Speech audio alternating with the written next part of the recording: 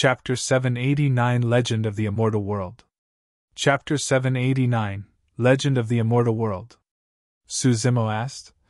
Seniors, may I ask you guys what this is? Creation Green Lotus? 3 words sounded from Monkey in Lu's mouth. Suzumo's heart skipped a beat. There were only brief descriptions of the Creation Green Lotus recorded within the Sutra Chamber at the bottom of the Dragon Burial Valley. Suzumo only knew that the Creation Green Lotus was once an emperor weapon of the Buddhist monasteries. Emperor weapons were the destiny dharmic treasures of emperors themselves and possessed the might and force of an emperor. They were even stronger than the Dharma treasures used by patriarchs of the Mahayana realm. However, why was a legendary emperor weapon in this state? The lotus platform was old and dark without any life. In fact, it was barren without any petals on it. Monkey and Lu could see the confusion in Suzumo's eyes and explained. The Creation Green Lotus before you has withered, that's why it's in such a state. Withered? Suzumo was even more puzzled. How could weapons be withered? Monkey and Lu continued. The Creation Green Lotus has to be nourished by one's essence spirit to trigger its life force so that it can regrow its petals and lotus seed. Legend has it that there are 9 grades to the Creation Green Lotus, and at its highest level, it is called the Grade 9 Creation Green Lotus. Of course, there are also legends that state that the highest grade is 12. Monkey and Lu paused for a moment before shaking his head. Naturally, it doesn't matter whether it is 9 or 12. The reason for that is because the highest graded Creation Green Lotus that has ever appeared in Tianhuang mainland was only at the 8th grade. How many grades is this current lotus seat? Suzumo could not help but ask. Gradeless. Monkey and Lu smiled. Ugh! Suzumo smiled as well when he heard that. How could this green lotus be graded when it was already withered? What do the grades actually mean and how do you differentiate them? Suzumo was filled with curiosity and asked again. The Creation Green Lotus's life force will be triggered when it is nourished by one's essence spirit. When it is filled, it will undergo a creation process and experience a reincarnation cycle. Monkey and Lu explained. The grades refer to how many times a Creation Green Lotus has reincarnated. Each time it reincarnates, it will create a layer of 9 green lotus petals and 9 lotus seeds. That's the Grade 1 Creation Green Lotus. When its growth reaches its limits, the Grade 1 Creation Green Lotus will undergo a second reincarnation and a second layer of petals with 9 new lotus seeds will be created on the lotus seat, so on and so forth. Suzumo roughly understood. The simplest way of determining the grade of a Creation Green Lotus was through looking at the layers of petals on the lotus seat. The Grade 9 Creation Green Lotus would have 9 layers of petals. The density of the stacked petals could be imagined as they lined up densely within with the smallest petals deepest before blossoming outward with the larger petals outside. Monkey and Lu pondered for a moment, and continued. At Grade 4, the Creation Green Lotus can match a Khanate perfected Lord Dharmic weapon. At Grade 5, it can go against a Void Reversion Dharmic weapon. The Creation Green Lotus itself possesses mystical power which is something that many Khanate Dharmic weapons cannot match. Even Khanate Dharmic weapons could not match it. That was a remarkable appraisal. Suzumo looked at the battered green lotus seat in his palm and a blaze was ignited within his heart. This was even more precious than Khanate Dharmic weapons. Heis! Suddenly, Monkey and Lu sighed. Actually, I don't know whether this Creation Green Lotus is a blessing or curse for you. Suzumo was stunned. How could a treasure as such be a curse? Monkey and Lu continued. For the Creation Green Lotus to grow, the nourishment from one's essence spirit is required. Furthermore, the power of essence spirit that it requires is extremely immense and nobody can handle it. Throughout history, the Creation Green Lotus has been passed down and moved between dozens of paragons. However, most of them ended up being burdened by it. Gradually, nobody wanted to touch it anymore. When a cultivator uses his essence spirit to nourish the green lotus, it was only natural for his cultivation progress to stagnate. That's the reason why the highest graded Creation Green Lotus in Tianhuang mainland is only grade 8. Monkey and Lu continued. Throughout history, The ancient Buddha Emperor was the only one who nurtured the Great Eight Creation Green Lotus thanks to his unparalleled wisdom, determination, and boldness. This is an emperor weapon that was recorded in the ancient manuals. Even with the power of the Buddha Emperor, he did not dare to attempt to grow it to grade 9. Su Zimo had a calm expression. He was not worried about that. Right now, he was in possession of 2 heaven-grade cultivation techniques meant for the spirit, the Purple Thunder Manual and Great Day Rulai Sutra. Be it in terms of cultivation speed or the purity of his essence spirit, he would definitely be the strongest in history. Su Zimo refused to believe that he could not refine the creation Green Lotus even with 2 heaven-grade cultivation techniques. The reason why this creation Green Lotus is so mystical is because it isn't something from Tianhuang mainland. Slowly, perfected Lord Yujun said. Legend has it that it came from the immortal world. Su Zimo was in the midst of contemplating how he should nurture the creation Green Lotus. At the mention of immortal world, his heart skipped a beat and he spun around, asking hurriedly, "What's the immortal world? Where is it? How do I get there?" This was the first time Su Zimo had heard of the words immortal world. Immediately, he thought about Daiyu. Before she left, she once said that they were not from the same world. Along his path of cultivation, Su Zimo gradually realized that Daiyu must have headed to a vast world of another level. Furthermore, there was a high chance that the world was the legendary ethereal immortal world. Perfected Lord Yujun gave a bitter laugh. There's no way a cultivator of my level knows where's the immortal world or how I should get there. Su Zimo gradually calmed down and realized that his question was rather abrupt. The immortal world is only the way the immortal sects refer to it. As though he could read Su Zimo's mind, Perfected Lord Yujun elaborated. Those of the Fiend sects call it the Fiend world and those of the Buddhist monasteries call it the Pure Land. Su Zimo's heart skipped a beat. In that case, wouldn't those from the demon race call it the demon world?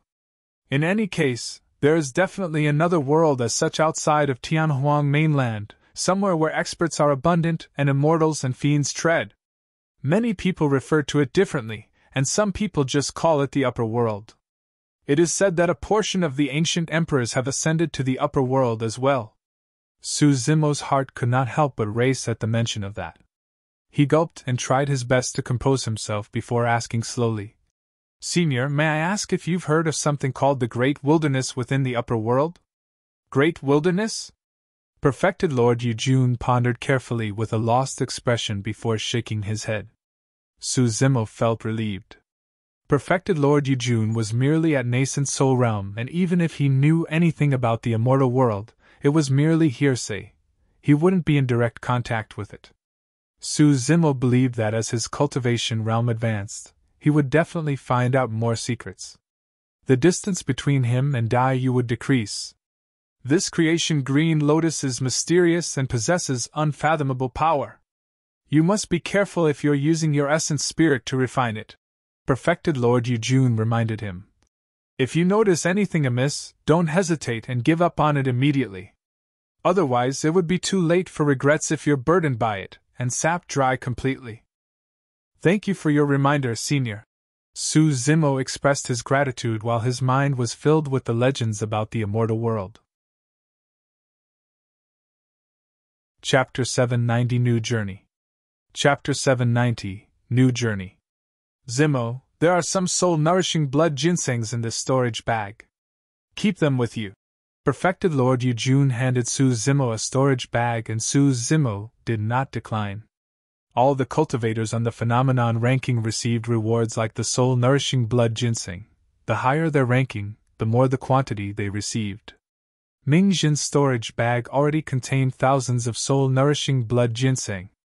If nothing went wrong, that large amount of soul-nourishing blood ginseng would suffice Mingjin until he cultivated to the void reversion realm.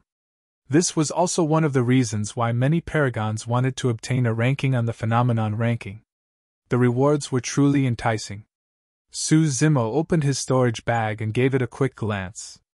He could not help but feel stunned with a look of surprise in his eyes. There were way too many soul-nourishing blood ginsengs in his storage bag. At one glance, there were at least 60,000 ginsengs densely packed together. Suzimo furrowed his brows slightly. Although the rewards for the number 1 of the phenomenon ranking were immense, there was no way it could be this much. This? Suzimo looked at Perfected Lord Yujun. Just as he was about to speak, the latter's voice sounded in his mind. There's no need to decline, Zimo. You deserve the soul-nourishing blood ginsengs. Perfected Lord Yujun sent a voice transmission. If you hadn't stepped in to save the Paragons from the catastrophe, few of them would have been able to survive, let alone all of these worldly items. The demon beast friends you have are great and honorable. It's all thanks to their help this time round as well. All of them will require soul-nourishing blood ginsengs for their cultivations too. Their portions are included within the storage bag. Demons would cultivate essence spirits after they form their cores as well. However, for the demon race, they refer to it as the Yin spirit. Perfected Lord Yujun continued. Furthermore, if you are going to refine the creation green lotus, these soul-nourishing blood ginsengs won't even be enough for you to take in fully. Suzimo nodded and put away the storage bag. Coupled with the spirit-gathering fruit and other soul-nourishing blood ginseng that he had gathered earlier on, he definitely had enough cultivation resources for a period of time in the future. Perfected Lord Yujun asked, What are your plans after this, Zimo? I haven't thought about it yet. Suzimo replied ambiguously. He had decided earlier on that he wanted to head to one of the 8 demon regions, but he felt that it was awkward to tell Perfected Lord Yujun about it. Perfected Lord Yujun had a conflicted expression, and seemed like he wanted to say something but stopped. In truth, in the depths of his heart, he wanted to invite Suzimo to Enigma Palace. However, Suzimo's identity was way too unique. Although he held the fort for the Battle of Myriad Phenomenon City and rescued many paragons to leave an eternal reputation, his identity would be questioned forever as well. The image of the gigantic, 100-foot-tall, ancient demon king with a torrential ferocity was etched deeply in the hearts of many cultivators and impossible to erase. The dragon roar he released and the humanoid monster that was filled with green scales was also remembered by everyone. Everything would surely spread through the entire cultivation world when the cultivators who survived returned to Tianhuang mainland. The words of men were enough to destroy bones. How many people would believe it even if he told them that Suzimo was human? At the end of the day, Perfected Lord Yujun was only a perfected lord at Enigma Palace, and he could not make the decision to invite Suzimo to join Enigma Palace. Rather, there was probably no faction in the cultivation world that would dare to be on Suzimo's side. That lad was in possession of great treasures. That lad has offended super sects such as Glass Palace and Zephyr Thunder Palace. From this day forth, this young man's situation in the cultivation world would become even more treacherous. Perfected Lord Yujun gazed at the top of Myriad Phenomenon Peak with a deep look in his eyes as he lamented. If you're able to reach the peak one day, everything will definitely change. Naturally, Monkey and Lu could see the situation Suzimo was in. He sent the latter a voice transmission in secret with only 2 words, Demon Region. He could only avoid the dangers of the cultivation world temporarily within the demon regions. That was the most suitable path for Suzimo for the time being. Suzimo merely nodded without any emotions. Many cultivators gradually dispersed after the dissemination of the rewards. Most sects and factions would choose to reside in Myriad Phenomenon City and wait for the dimensional spots of the ancient battlefield to open up again 3 months later so that they can return to Tianhuang mainland. Suzimo, Monkey and the others had already planned to take their leave first. Suzimo went to visit Demoness Ji and handed her the Great Qian Imperial Seal. Help me take this back and give it to Yaoshua. The Great Qian Imperial Seal was not only a Khanate spirit weapon, there was an even deeper meaning behind it. Suzimo had already intended to hand it over to Yaoshua the moment he got his hands on it. Nothing else? That's all. A fragrance wafted over. Demoness Ji closed into Suzimo with an unfriendly expression and grit her teeth. Don't you have anything for me? Suzimo gave a bitter laugh. He truly had nothing. He knew that he was in the wrong and turned to leave, disappearing in a flash. Coward, you're afraid I might eat you up? Demoness G stomped her foot and harumphed. Xiaoning, follow your sect back to Elixir Yang sect. I'll take my leave first. I'll visit you if I have the chance. Su Zimo went to visit Xiaoning for a final farewell. Yes. She nodded with a slumped head, as though she had something on her mind. What's wrong? Su Zimo asked. I want to pay my respects to Big Brother, Xiaoning said after a moment of silence. Su Zimo wanted to reject her almost immediately.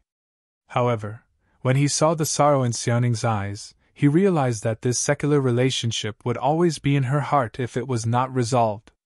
He was in the same state previously. However, it was truly way too dangerous for Xiaoning to head to the north region alone.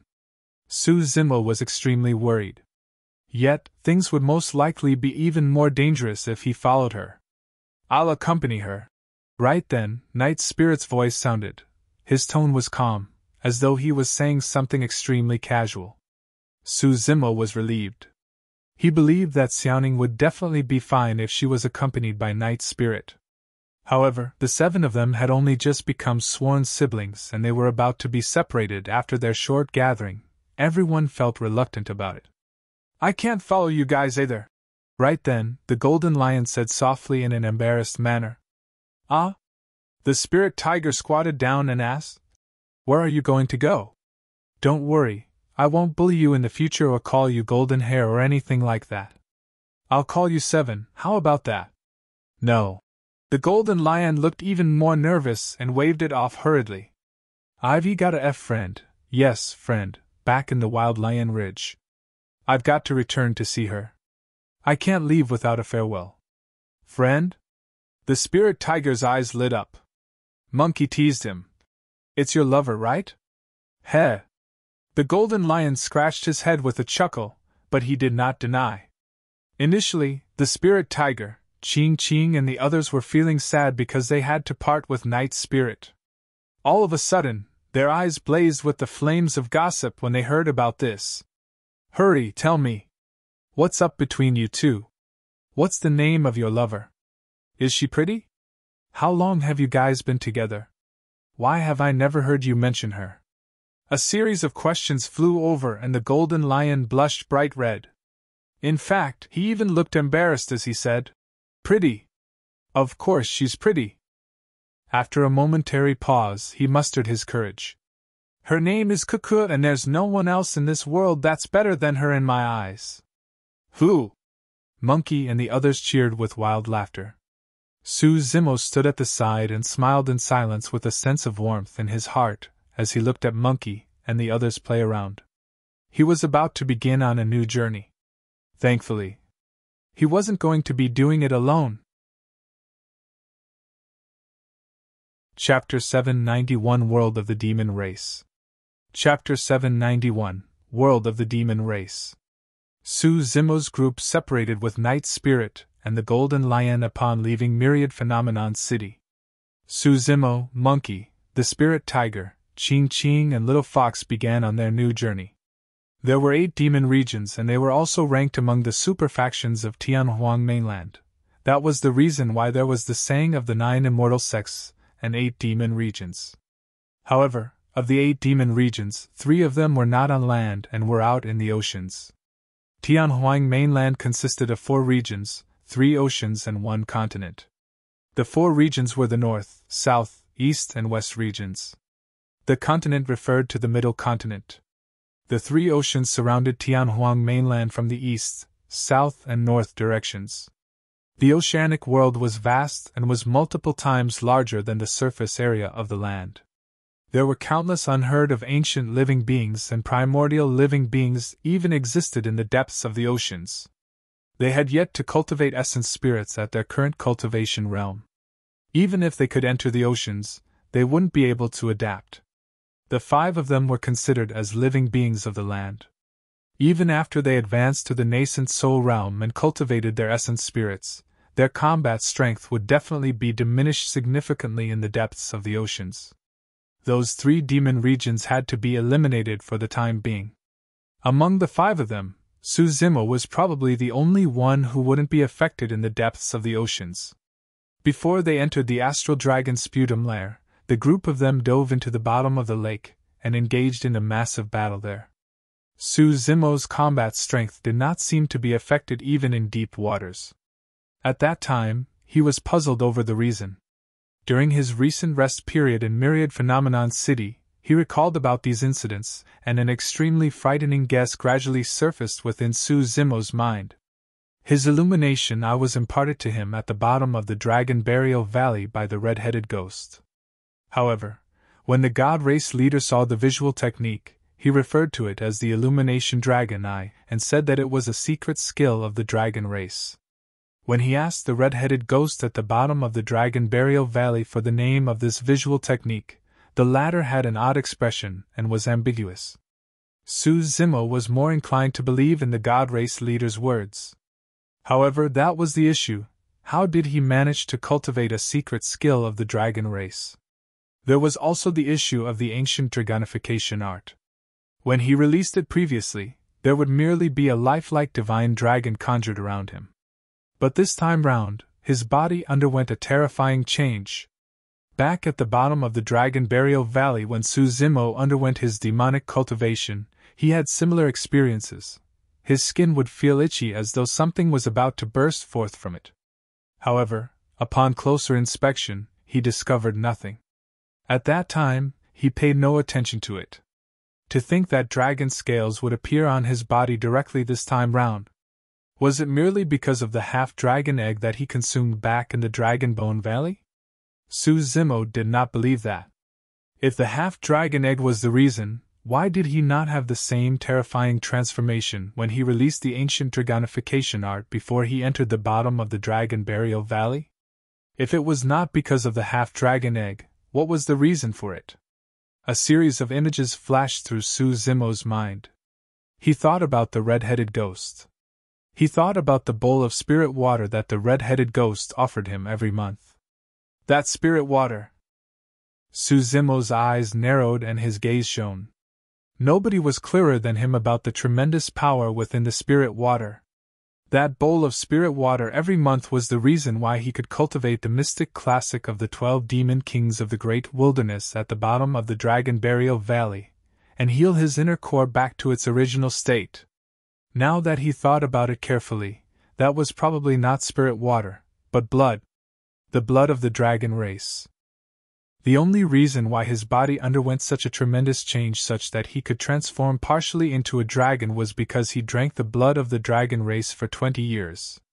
The bloodline of the dragon race was probably the reason why his smashed inner core could heal to its original state. It was because he contained the bloodline of the dragon race within him that he was able to cultivate a secret skill of the dragon race, the Illumination Dragon Eye. It was because of the bloodline of the dragon race that his combat strength was not affected underwater. Dragons were used to flying through clouds and water to begin with. Even if they were in the depths of the oceans, they could create a stir, let alone the depths of a lake. With that, the identity of the red-headed ghost became even more mysterious. Could the red-headed ghost be someone from the dragon race? A bold thought crossed Suzumo's mind that even gave himself a shock. What was the background of a chained dragon in the backyard at the bottom of the Dragon Burial Valley? Suzumo could not help but recall the catastrophe from 10,000 years ago. However, there were many things that would not make sense even if the red-headed ghost was the dragon of the catastrophe. "What are you thinking about, young master?" Little Fox closed in when she saw Suzumo frowning in deep thoughts, and could not help but ask. "It's nothing." Suzumo shook his head and suppressed the thoughts momentarily.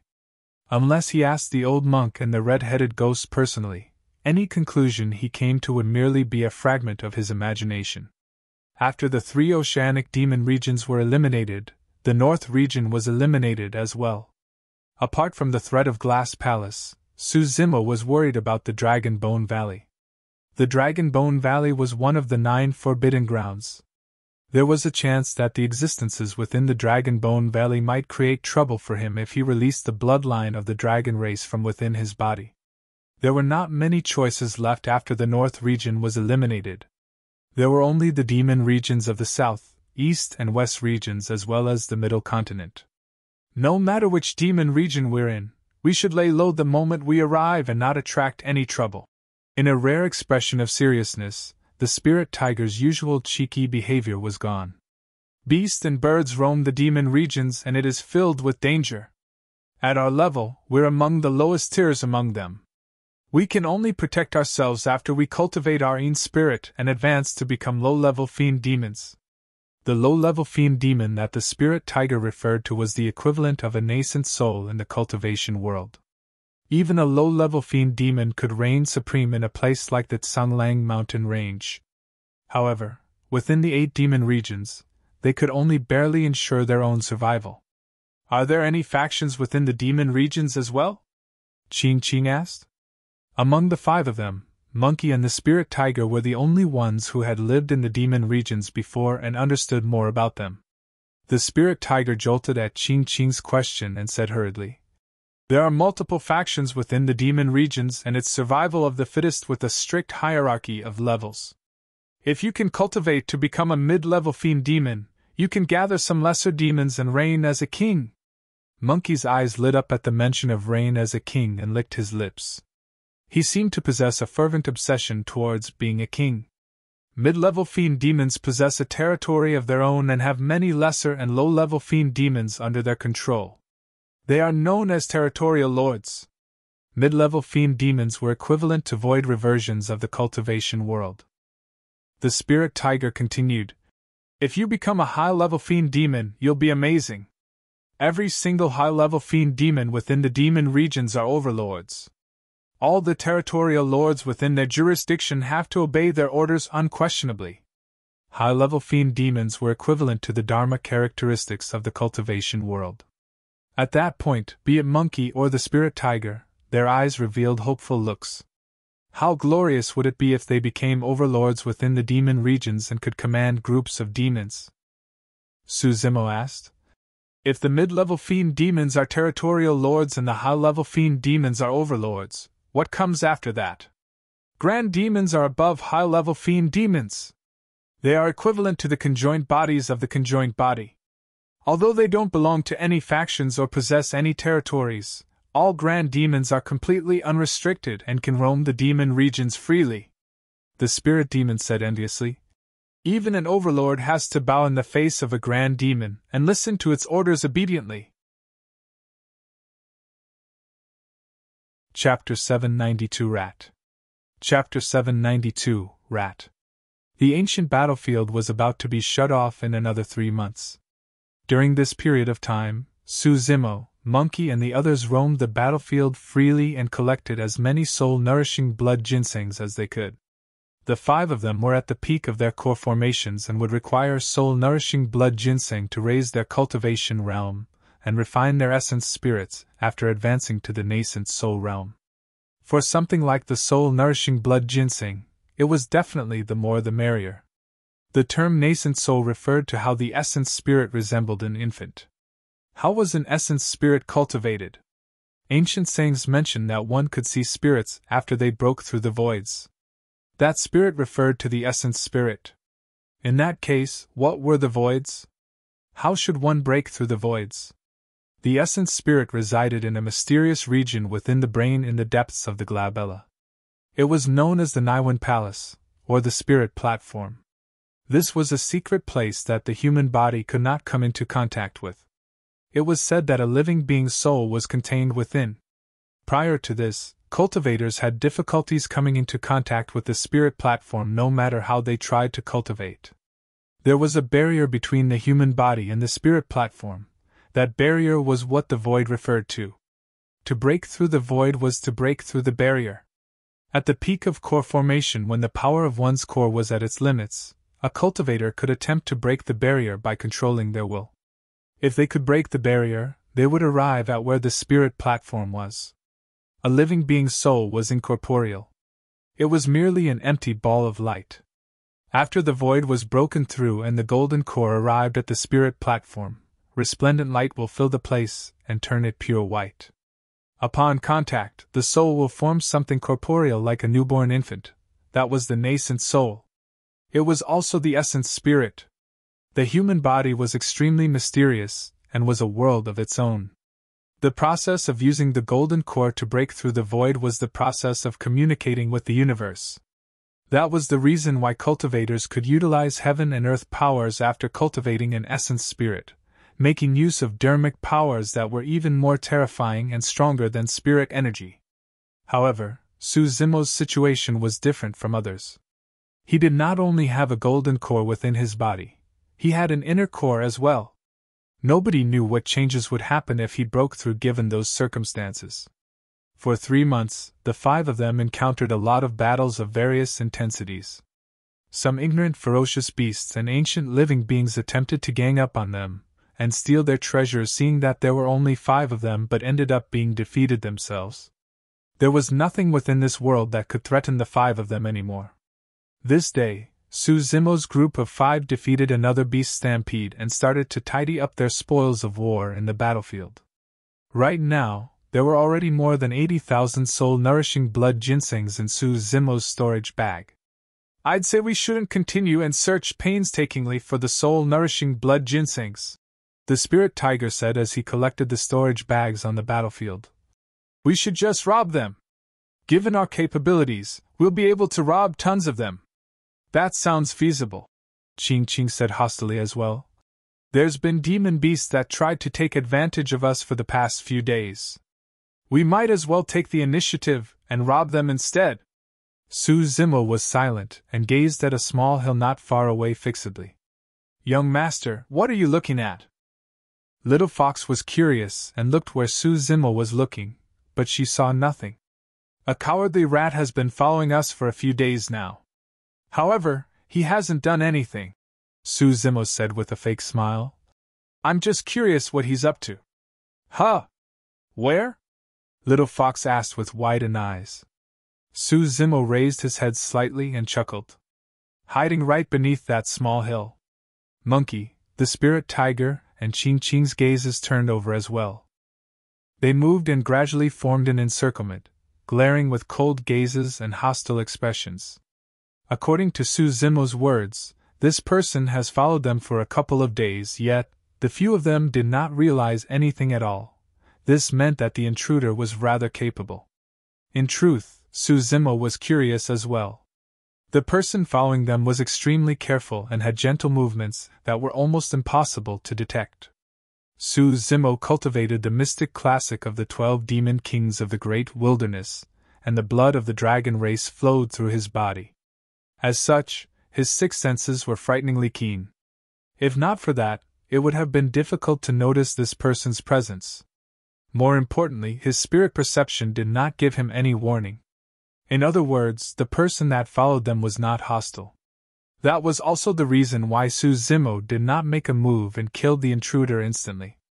However, that person did not give up even after a few days and continued following them. That irritated Suzumo slightly. Coward, who are you? Come forth!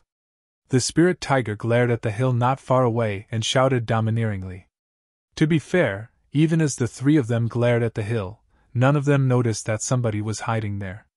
However, a moment later, the small hill moved.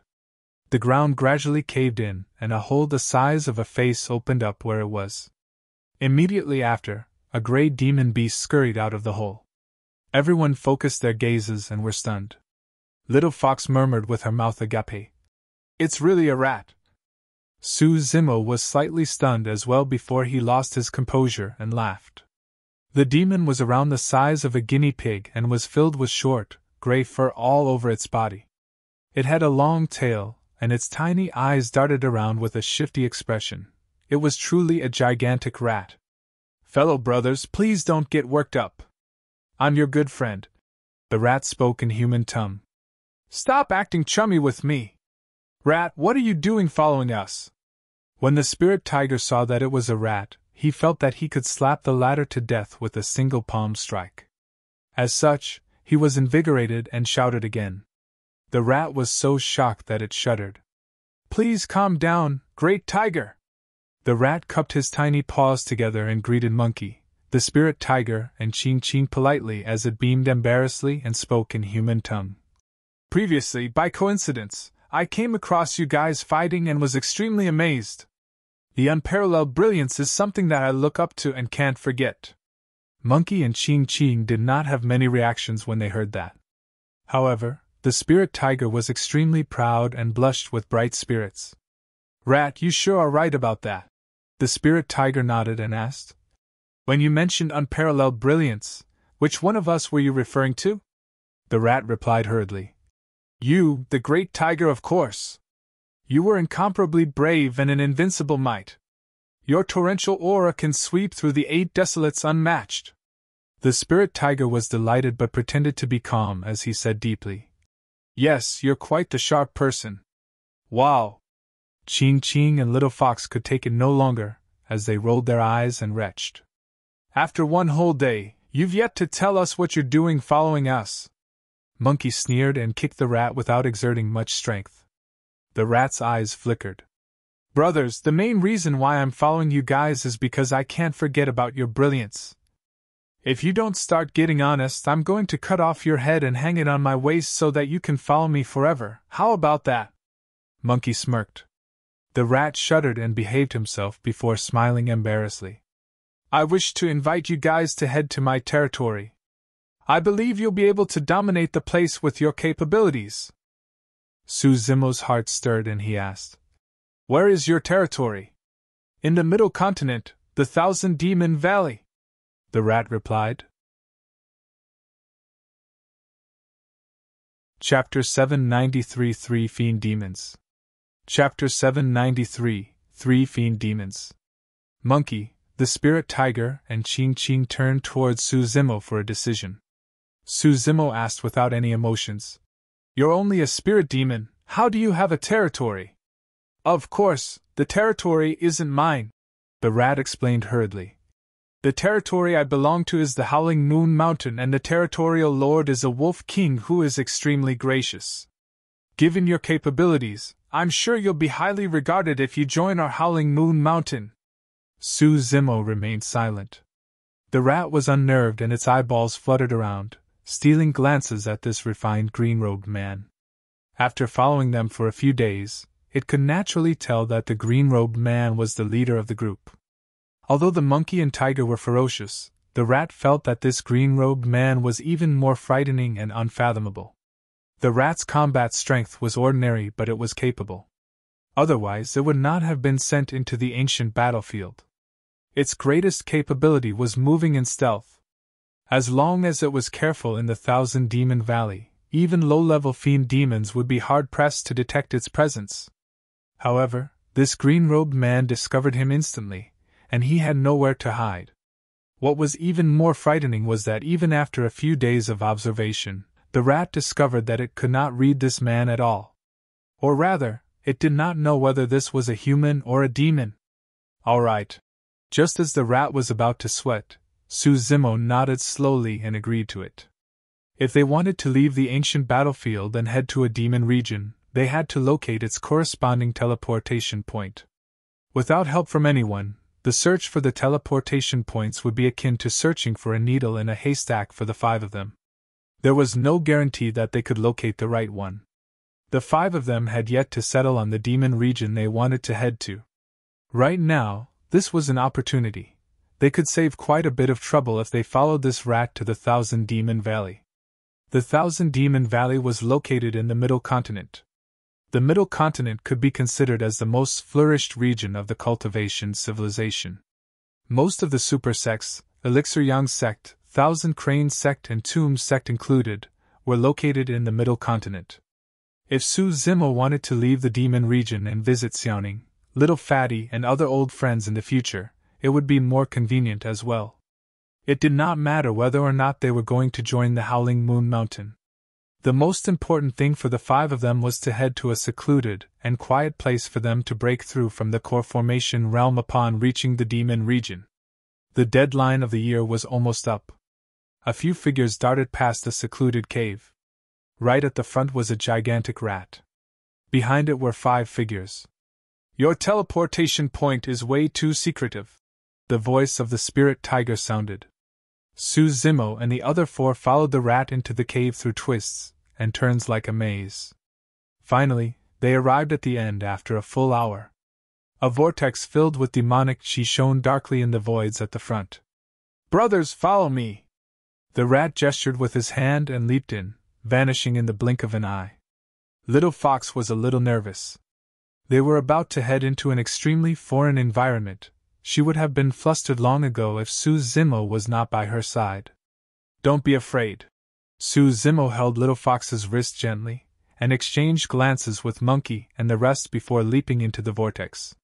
When their figures vanished, the vortex paused for a brief moment before dispersing, returning the voids to its usual quietness. The world spun. The group of them felt as though they were traveling through a dark tunnel. They could not control their bodies and there was no sense of direction or flow of time. It was an extremely terrible sensation, and their chests felt stuffy. Little Fox could not see anything around her, but she could feel a warm hand gripping her wrist tightly without relenting. Gradually, she calmed down. An unknown period of time passed. The suffocating sensation vanished and the smell of fresh flora surged into their noses. A figure fell rapidly amidst a forest of trees. Ouch! It was a tragic cry. A large pit appeared on the ground. The rat was sprawled on the ground, and its bones and tendons felt like snapping after the massive fall. "Ha ha!" A series of mocking laughter sounded. "Dumb as a pig! If you're not dead, get the hell up!" A voice sounded and chided. The rat shuddered at the sound of that voice. Although it cursed internally, it forced out a slight smile and struggled to stand up, turning towards the voice. Immediately after, a few figures fell rapidly. Bang! Bang! Bang! There were a few loud explosions. Grass and mud splashed everywhere as Su Zimo, Monkey, and the others rose calmly. The few of them were able to stabilize themselves before reaching the ground with their mighty physiques and frightening combat talent. Su Zimo shifted his gaze without any emotions. He was already scanning his environment before he landed. This was an extremely ancient forest that was dark and sinister. The ancient trees at the side towered into the clouds and were even thicker than the ancient trees back in Sung Lang mountain range. Green vines the thickness of one's arms snaked around their trunks like pythons in a frightening manner. There were at least 100 demon beasts in this forest. Most of them were spirit demons at the Golden Core realm. However, among them, 3 demon beasts had an extremely frightening aura that went beyond as spirit demons. There should be 3 fiend demons in the vicinity. 3 mighty figures walked over from the front. All of them were dozens of feet tall and had frightening auras. The figures on the left and right were gigantic and muscular. The figure on the left had a bared chest that was filled with black hair. With a humanoid figure and the head of a bear, it was a black bear that cultivated into a demon. The figure on the right was hairless, but it had rough skin and bulging muscles that resembled rocks. There was even a gigantic horn on its head. It was a bull that had cultivated into a demon. The figure in the middle was slightly skinnier with hands behind its back.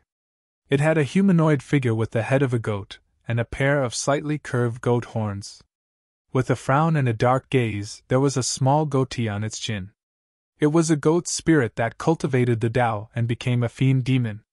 The 3 of them advanced and exclaimed softly when they caught sight of Su Zimo's group. "Ah, I'm being received personally by the 3 great leaders under the Howling Moon Territorial Lord. This is an honor of a lifetime for me." The rat rolled and stood up before scurrying to the 3 fiend demons with a pandering expression. "Yes." The 3 of them nodded. The goat demon glared at Su Zimo's group with slightly raised brows and asked coldly, "Who are they?" He was already displeased when he saw Su Zimo and the other 4 standing with their chests puffed with calm expressions instead of heading over to greet him. The hierarchy of the demon race was strict. Spirit demons had to bow down in the face of fiend demons. The rat was already alarmed when he sensed the displeasure from the goat demon and the other 2. However, he could not voice it out directly, so he winked hurriedly towards Su Zimo and the others. When he heard the words of the goat demon, the rat's heart skipped a beat, and he replied hurriedly, "Sir, I came across them when I was in the ancient battlefield and decided to invite them back to join the Howling Moon Mountain because they are rather capable. They should be feeling nervous because they've just arrived." The reason why they haven't greeted the three of you must be because they are stricken by how awesome you are. The rat added hurriedly before casting glances towards Suzumo and the others. Chapter 794 Don't Know What's Good. Chapter 794 Don't Know What's Good.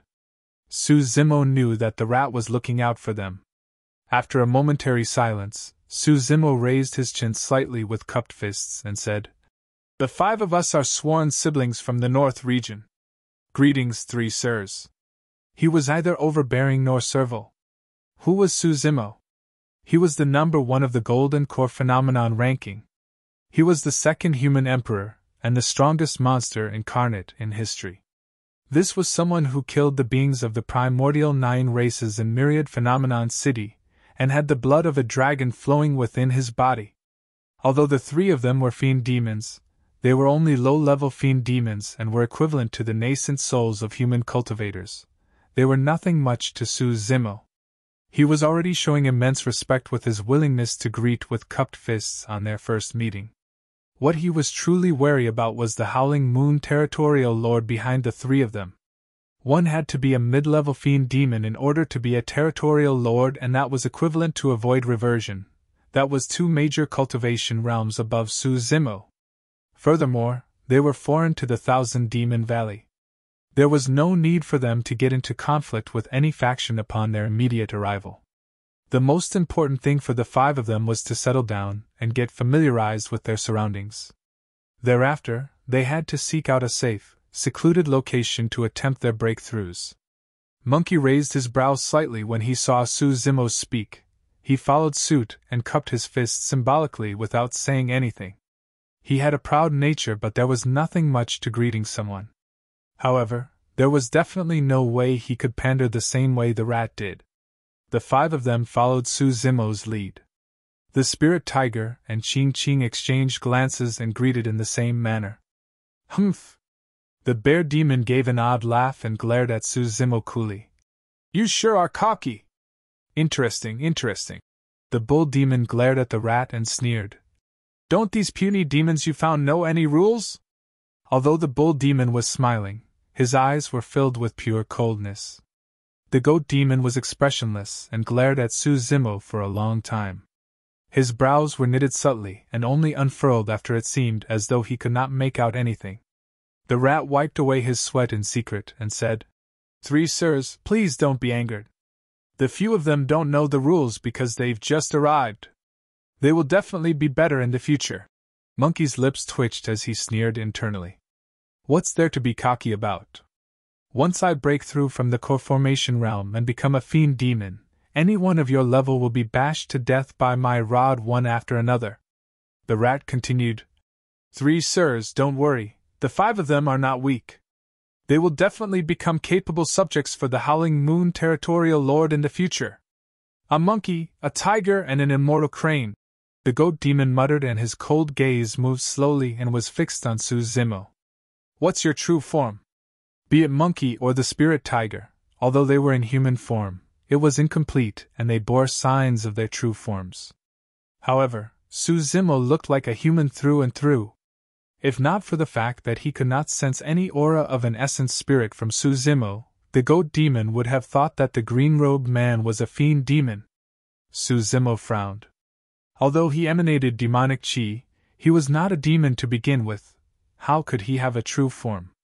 He might be able to get through saying that he was half a dragon, but would the 3 people before him believe his words? Right then, the goat demon's eyes sharpened as he glared behind Suzumo before hollering, "That woman, stand forth!" The expressions of Monkey, the spirit tiger, and everyone else darkened immediately. A frail figure slowly appeared. It was none other than Little Fox, who was hiding behind Suzumo in silence. Little Fox looked flustered.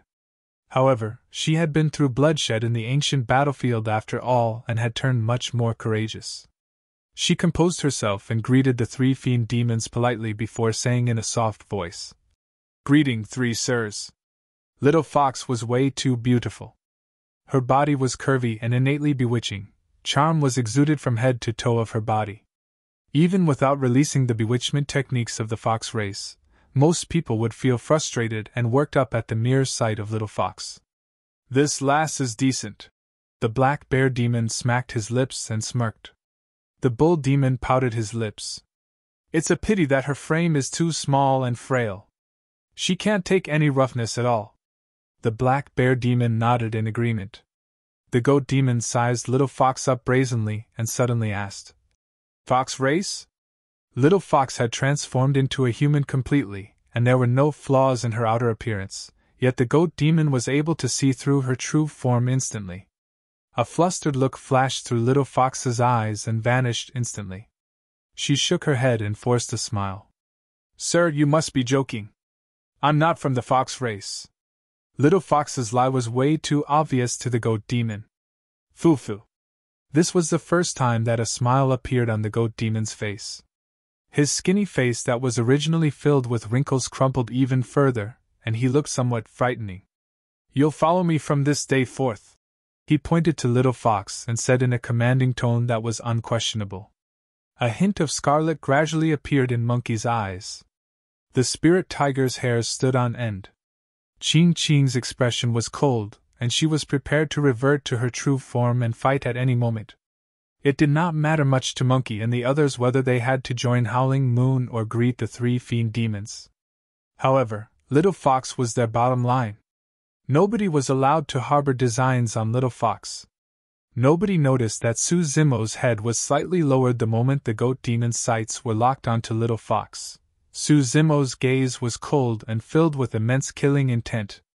Instantly, the atmosphere within the forest tensed up and was murderous. The bull demon glared at Monkey and the others and chided. "What are you doing? Do you have a death wish?" The black bear demon cracked his neck and rubbed his gigantic bare paws together, chuckling coldly. "It's been a long time since I've killed to my fill." More than 100 golden core spirit demons gradually gathered around from the forest. They had hostile expressions and bared their fangs and claws. "Everyone, calm down! Calm down!" The rat was flustered and made eyes at Suzimo's group constantly. "The 3 sirs have served the Howling Moon Territorial Lord for many years. It isn't a bad thing following them." The rat placed emphasis on the words Howling Moon Territorial Lord. He was reminding them out of goodwill. However, he truly had not realized how important Little Fox was to Suzimo and the others. Even if it was an overlord that wanted to lay his hands on Little Fox, Suzimo and the others would fight with their lives on the line, let alone a territorial lord. The goat demon glanced at the flustered rat by the side and asked coldly, "These puny demons don't know what's good for them. Are you on their side?" "I." The rat was so frightened that he shirked his neck and lost his courage. The situation before them was truly not as he had expected. The rat had truly invited Suzimo and the other 4 to Howling Moon Mountain because he thought highly of their capabilities. To think that things would develop as such the moment they arrived here. He glanced at Suzimo and the others before standing behind the 3 fiend demons, obediently and slightly ashamed. It was not a difficult choice to make. A glance was enough to see which was the stronger side. "So, there are truly people who don't know what's good for them." Suzimo sighed gently. Before his sigh ended, he struck without any warning. Chapter 795 Killing Fiend Demons. Chapter 795 Killing Fiend Demons. A moment earlier, this was a frail scholar with a lowered head. The next moment, he became an ancient demon that was decisive to kill. Suzimo was unfamiliar with this forest and knew nothing about it. However, the same could be said for the living beings of the forest towards him. The 3 fiend demons did not know what sort of an existence this seemingly frail scholar was. The moment Suzimo moved, the 3 fiend demons were slightly stunned with a single thought in their minds. How dare he? A spirit demon at Golden Core Realm dared to take the initiative against 3 fiend demons? They were shocked before their thoughts were finished. Suzimo had already closed in on them. They were less than 100 feet apart, and he arrived instantly. It was too fast. A suffocating pressure surged forward and Suzimo's figure pushed into the embrace of the black bear. He leaned in and exerted strength. Bang! A dull sound of flesh clashing could be heard. The black bear demon's eyes widened in fear, and he was sent flying viciously by Zemo before he could even land a palm strike. The jarring sound of bones cracking could be heard from within his massive body. The chest of the black bear demon was caved in deeply. A fiend demon was almost smashed apart by Zemo. Demons were innately strong with sharp fangs and claws and specialized in tempering their bodies. As fiend demons, they could undergo anedia and consume the essence of day and night to refine their bodies without tempering their flesh directly. A body that was refined from the essence of day and night was even stronger. That was the single greatest difference between low-level fiend demons and spirit demons. In the demon world, it was almost impossible for spirit demons to threaten fiend demons because they were on completely different levels. However, that scene smashed the world view of many demon beasts. The 100-odd demon beasts that just rushed up paused in their tracks subconsciously, their pupils constricted with looks of disbelief in their eyes. Their leader, the black bear low-level fiend demon, was crippled by that seemingly frail scholar. The rat hid in a corner, and his eyes were widened. He was so scared that he nearly bit his tongue off. The gaze of the black bear demon dimmed gradually. The impact of the burr severed the life within his body entirely. Roar! The bull demon at the side snapped out of his stupor and let out a roar. His flesh expanded and his bones transformed. He wanted to revert to his true form and fight Zemo. However, Zemo's body crackled at the same time, and his body expanded much more. Get the hell back! His voice exploded like thunder as he smashed his heavenly encompassing palm down onto the bull demon's head. The bull demon grunted deeply. His body was more than half transformed when it was suppressed by the heavenly encompassing palm. It was as though there was now an unshakable mountain on his back. Buzz! Buzz! The bull demon's skin was ripped with multiple lines and fresh blood spewed outwards. His skin was ruptured because of the tremendous pressure. Right in front of everyone, the bull demon's body had just expanded when it was forced back by Zemo's palm and blood mist spewed from his body. The demon beasts that were charging over merely felt their scalps prickle. Their eyes were no longer filled with disbelief. They were now filled with horror and panic. Kill!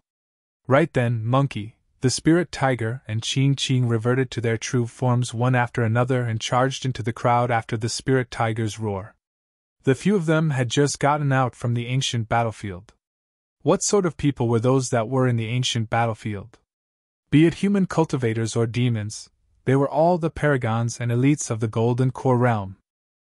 The few of them dominated through the ancient battlefield overwhelmingly.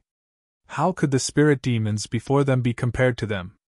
They were like tigers in a pack of sheep and created a blood storm. Monkey charged in front of a gigantic elephant with huge strides and extended his palm. He grabbed the trunk of the elephant and exerted godly strength to lift the latter up entirely. There was a boom. The gigantic elephant created a perfect semicircle in midair and was smashed viciously onto the ground. It was dead with its tendons and bones completely snapped. On the other side, the spirit tiger charged towards another tiger demon and bared his fangs and claws with a fierce expression. The two spirit tigers opened their bloody mouths together and were fearsome as they bit one another. However, electric currents flashed through the spirit tiger's body. The tiger demon on the other end shuddered, and its blood she was struck by the sudden power of thunder. It froze in midair, completely numb. The spirit tiger did not slow down and bit the throat of the tiger demon instantly. Flashes of blood appeared. The spirit tiger twisted his head furiously. The throat of the tiger demon was ripped off by him. Chirp! The clear cry of a crane could be heard. Ching Ching spread her wings and circled in midair before coming to a sudden descent. Her sharp talons were outstretched, and she grabbed the head of a demon beast. The next moment, she soared into the air once more. The scalp of the demon beast was ripped off by Ching Ching's talons. The experience in the ancient battlefield was extremely important for Monkey and the others.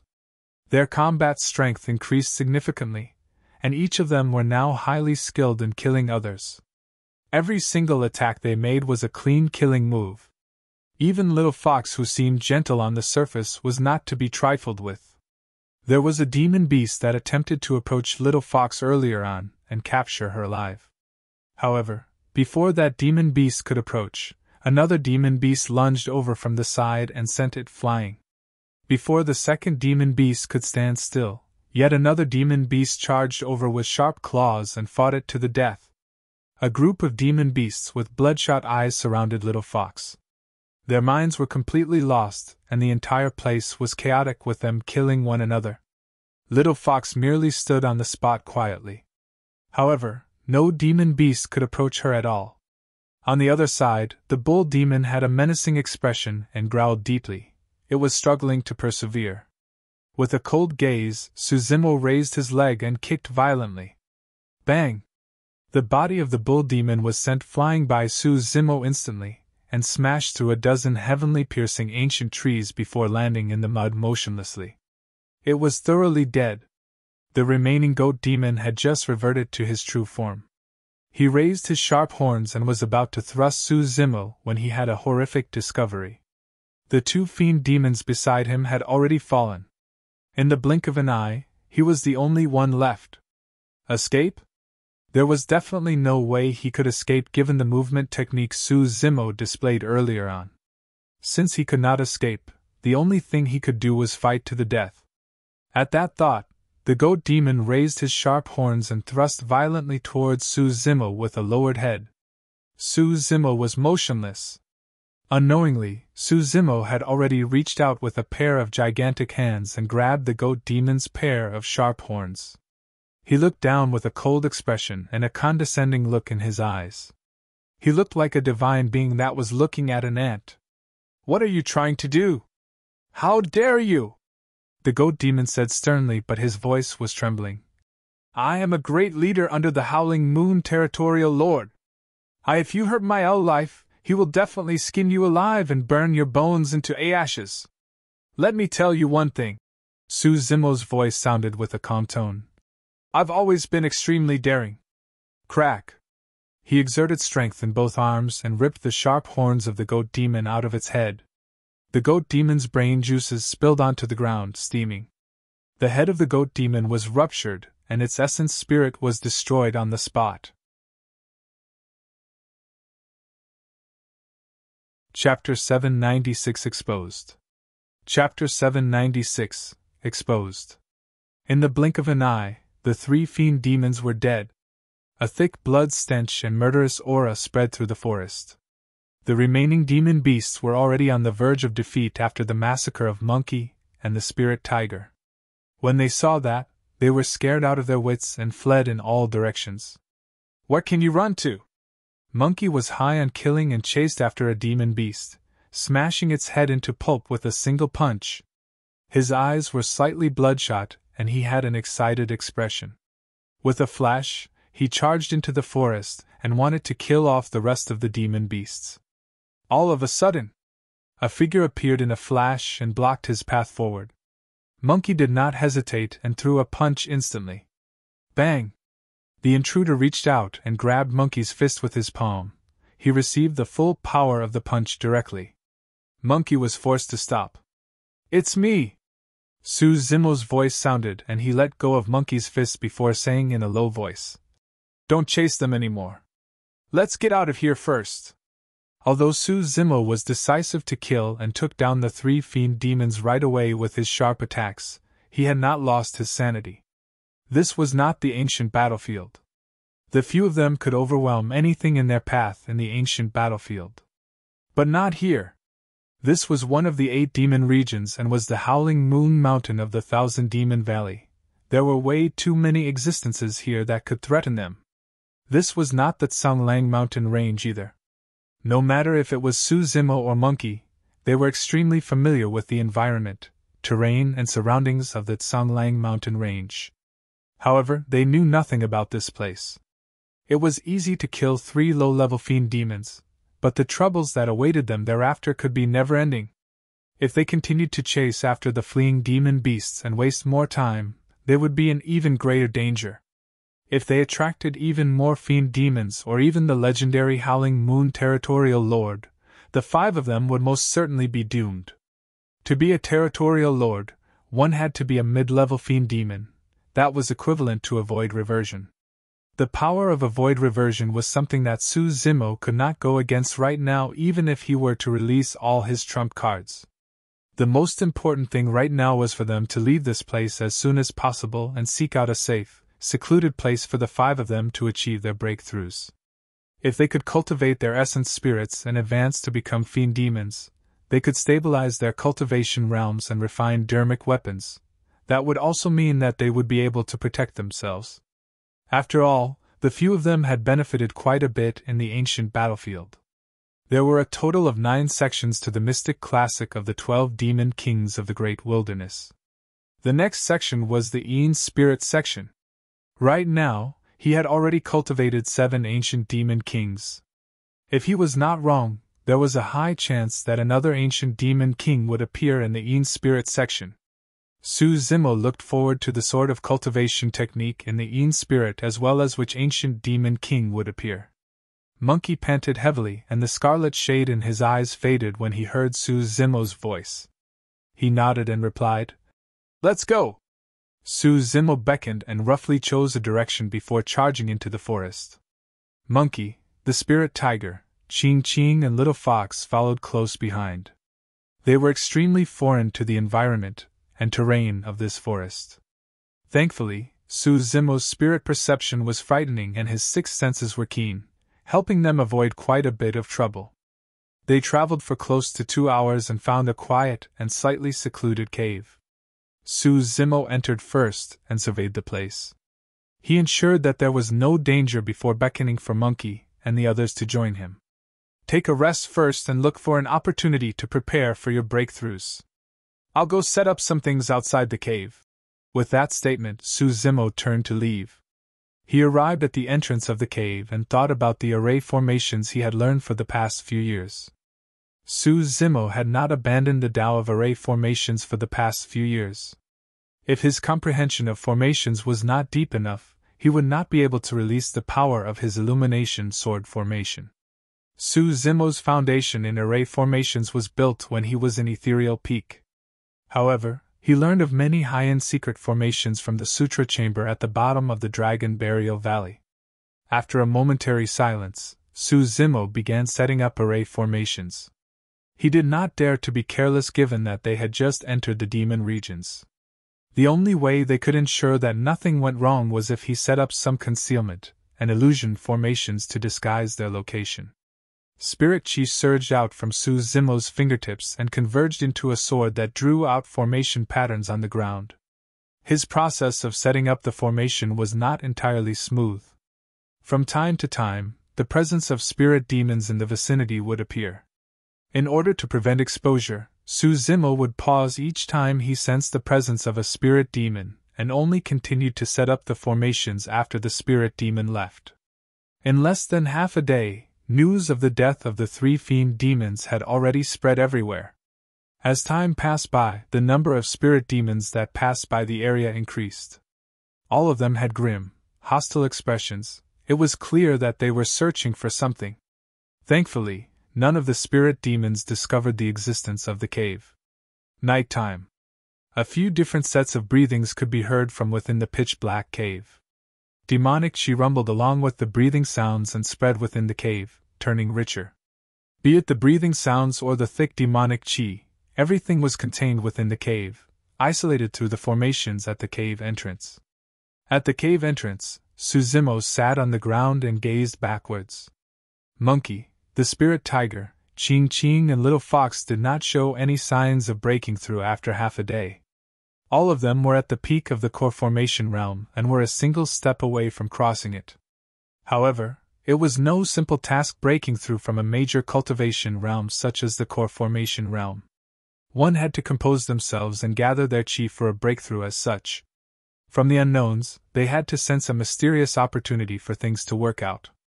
It was like an adrenaline rush. If they were obstinate and tried to force a breakthrough without the right opportunity, they would end up being frustrated and result in chi deviation. Su Zimo did not attempt for a breakthrough and merely chose to guard the place. The process of breaking through a major realm was critical and must not be disturbed. They were in a dangerous place. If the 5 of them were to attempt breakthroughs at the same time and met with danger without anybody guarding, they would definitely be severely injured and their cultivation foundations would be destroyed. Slowly, Suzimo closed his eyes and relaxed his mind. Outside the cave, crickets chirped and frogs croaked. Insects and ants scuttled around. Wings flapped through the air. Although his eyes were not open, Suzimo was able to visualize the way the birds soared through the air. It was a mysterious sensation. It was peaceful and calm. An unknown period of time passed. All of a sudden, Suzimo's heart skipped a beat, and his eyes jerked open like 2 flashes of lightning that tore through the dark night. Right then, the sounds of the crickets chirping, frogs croaking, birds and beasts had suddenly disappeared. It was like the calm surface of a lake with a rock cast into it. The original tranquility was disturbed. Slowly, Suzimo rose with a cold expression and his eyes flickered frostily. It was silent outside the cave. However, he knew that there were dangers abound, waiting to kill them. How could that be? How could his location be exposed? Suzimo had many questions in his mind. He was certain that he was not trailed by any spirit demons along the way before they found this place. He was also certain that no spirit demons saw them enter the place. Furthermore, there was a concealment formation outside the cave entrance. How were they discovered this quickly? Chapter 797 7 Great Protectors. Chapter 797 7 Great Protectors. Shadows of trees swayed outside the cave, looking particularly sinister under the guise of the night. All of a sudden, a shuffling sound could be heard from the depths of the forest. One after another, green pupils appeared from the darkness, shining with excitement and violence. They approached the cave, and one after another, the figures of spirit demons turned clearer. 100, 200. The number of spirit demons was still increasing even after 500. At the front of the group were more than 30 demon beasts that were mounted by human figures. The figures looked no different from human cultivators, and they wore various style robes as well. There were old men with long white hair, beautiful middle-aged women with revealing outfits, muscular, burly men. There were naturally no human cultivators in this demon region. There was only a single possibility for those human figures to look no different from human cultivators. Fiend demons! More than 30 fiend demons had appeared at the same time. In front of the group of fiend demons, 2 figures possessed extremely powerful auras. Although they were also low-level fiend demons, it was clear that they were superior to the other fiend demons. A soaring leopard and an intermediate tiger. The Howling Moon Territorial Lord had 7 great protectors under him, and they were the 7 strongest low-level fiend demons that slaughtered their way to the positions. The soaring leopard and intermediate tiger were among the 7 protectors. Although the goat and the other 2 from earlier were also fiend demons, they were way inferior to the 7 protectors of Howling Moon Mountain in terms of strength or status. Right now, the 2 protectors were here with more than 30 low-level fiend demons and many spirit demons. It was clear how important this matter was to them. The soaring leopard and intermediate tiger rode on demon beasts, and looked down from above, frowning slightly as they swept their gaze across a stone wall not far away. There were a few veins on the stone wall, and it did not seem like a cave at all. If the both of them had not received trustworthy information, they would not have seen anything wrong about this place even if they passed through it. All of a sudden, the stone wall shimmered with a series of ripples like a water screen. A figure walked out from within. The person wore green robes and had refined features. He swept his gaze at the army of demons with a calm expression without any fear or panic. Immediately after, 4 more figures appeared. It was Suzimo's group of 5. Now that the enemy had already located them and was about to corner them, Suzimo had no intention of leaving things to luck. Rather than hiding and praying in the cave for them not to be found, he'd rather walk out directly. There were only concealment and illusion formations at the cave entrance. If there were sufficient spirit demons charging at it at the same time, the formation could be broken, let alone the power of the fiend demons. Very good. The soaring leopard clapped with a smile and nodded. You are self-conscious and smart. As long as you cooperate, you can suffer less. Chee! Monkey pouted his lips and rolled his eyes as he gave a stifled laughter with a disdainful look on his face. The smile on the soaring leopard's face froze momentarily. As one of the 7 great protectors of Howling Moon Mountain, he was someone that could command almost everything in this territory. How would a demon beast dare to mock him? A commotion broke out in the demon beast army around them as well. Many spirit demons growled deeply with murderous auras. The soaring leopard retracted his smile and his expression turned cold. I won't care about the others for now, but I'm going to take that monkey's life. Tisk, tisk. Monkey smirked indifferently. We don't know whose life is going to be taken just yet. Exactly. The spirit tiger sneered as well. I can brag as well. Who are you trying to scare? Little tiger cub, how dare you behave so insolently before me? The intermediate tiger at the side roared all of a sudden and released the unique howl of the tiger race. The forest shook and evil winds gusted as a rampant might rippled everywhere. The lineage of the intermediate tiger's true form was an ancient remnant beast of the tiger race. When he saw that the spirit tiger was only an ordinary tiger, he was filled with disdain and wanted to suppress the spirit tiger using his might of the tiger race and the aura of his bloodline.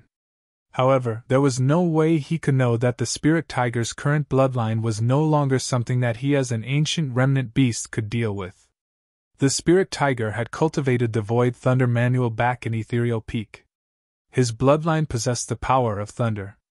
Back in the astral dragon sputum lair, the spirit tiger fused with 4 claws of the ancient tiger race and received a blood marrow cleansing with a complete transformation. Even a pure-blooded ferocious beast of the tiger race such as the Lu Wu might not be able to suppress the spirit tiger, let alone an ancient remnant beast. The spirit tiger squinted with a pout. What is a worthless thing like you barking noisily here for? The intermediate tiger was enraged and grit his teeth with a fierce gaze. Little cub, you're nothing but a tiger that has turned sentient. I did not wish to take your life on account of how difficult it must have been for you to cultivate to this point. Yet you don't know what's good for you. You truly have a death wish. Little cub, listen up.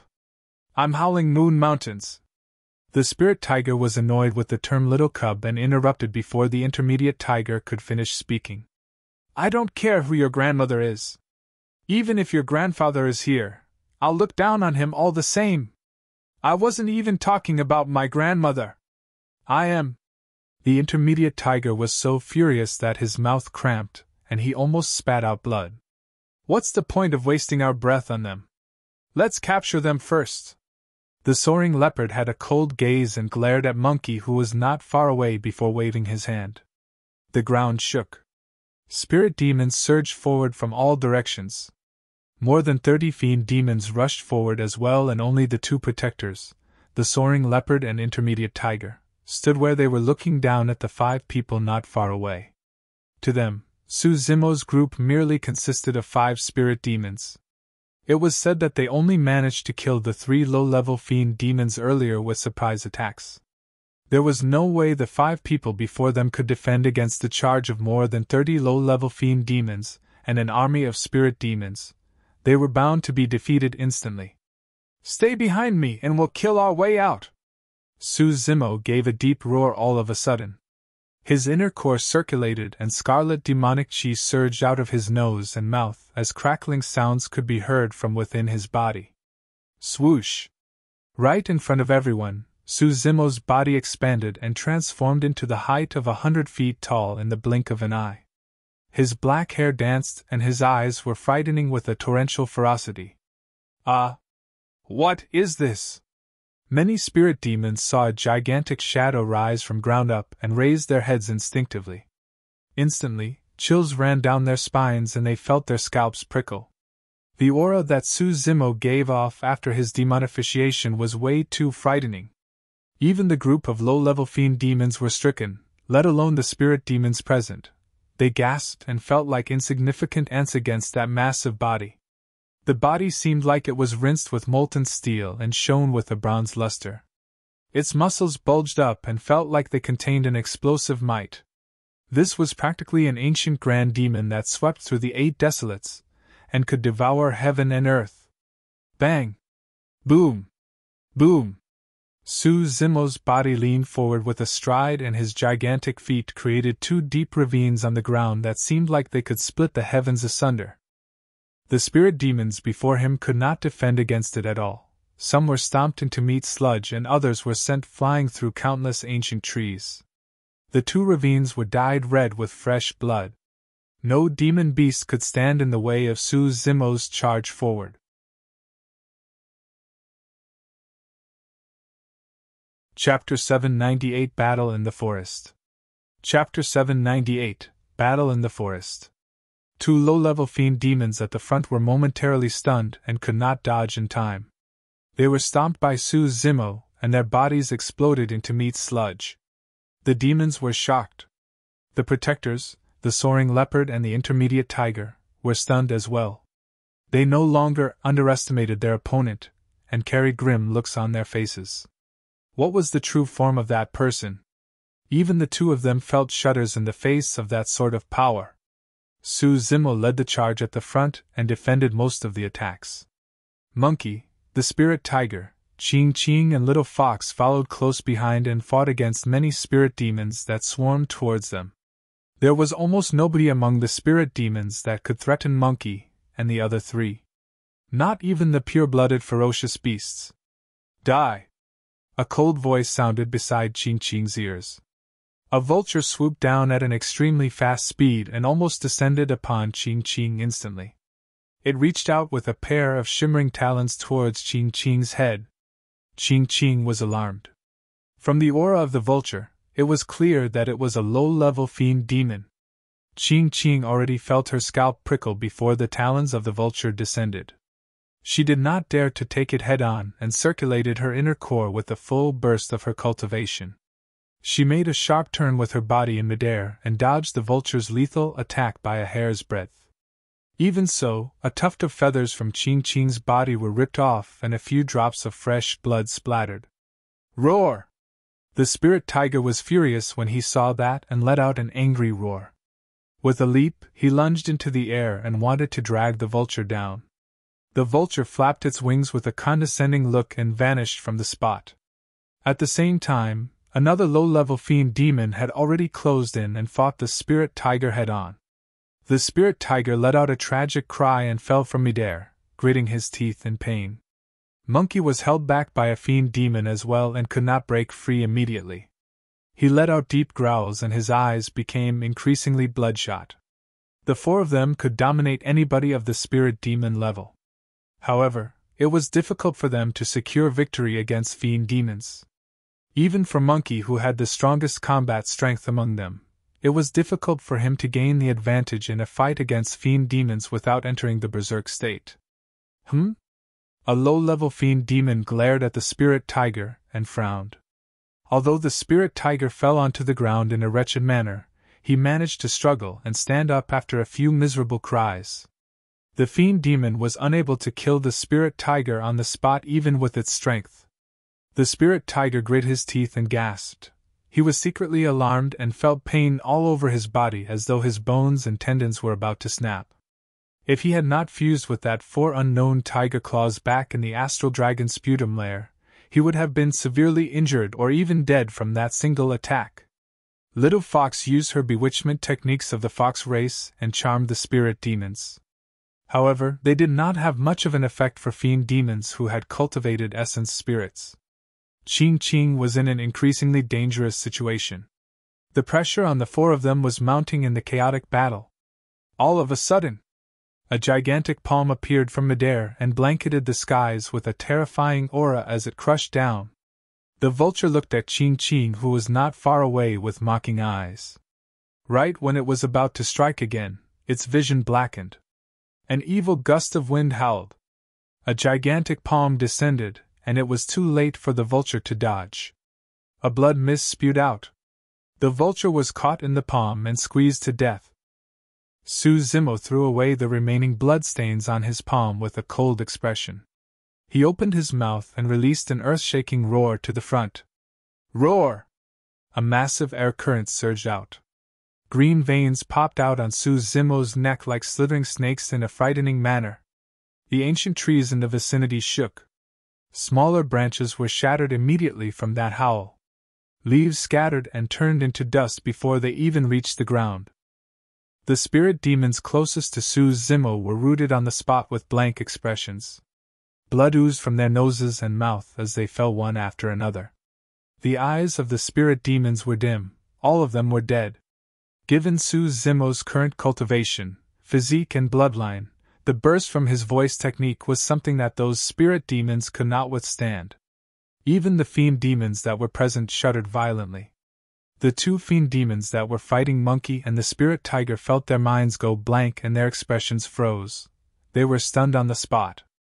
There was no way Monkey would let that opportunity slip. He rose and reached out to wring the head of the fiend demon before him off. The spirit tiger bit off the throat of the fiend demon opposite him and was invigorated. "Don't fall in love with fighting! Focus on fighting our way out!" Suzumo let out a deep growl and continued to lead Monkey and the other three to charge outside. They would only be put in a tighter spot if they were entangled here. "Trying to run? Stay!" The soaring leopard and intermediate tiger's voices sounded. Both of them had already attacked. A cold light flashed.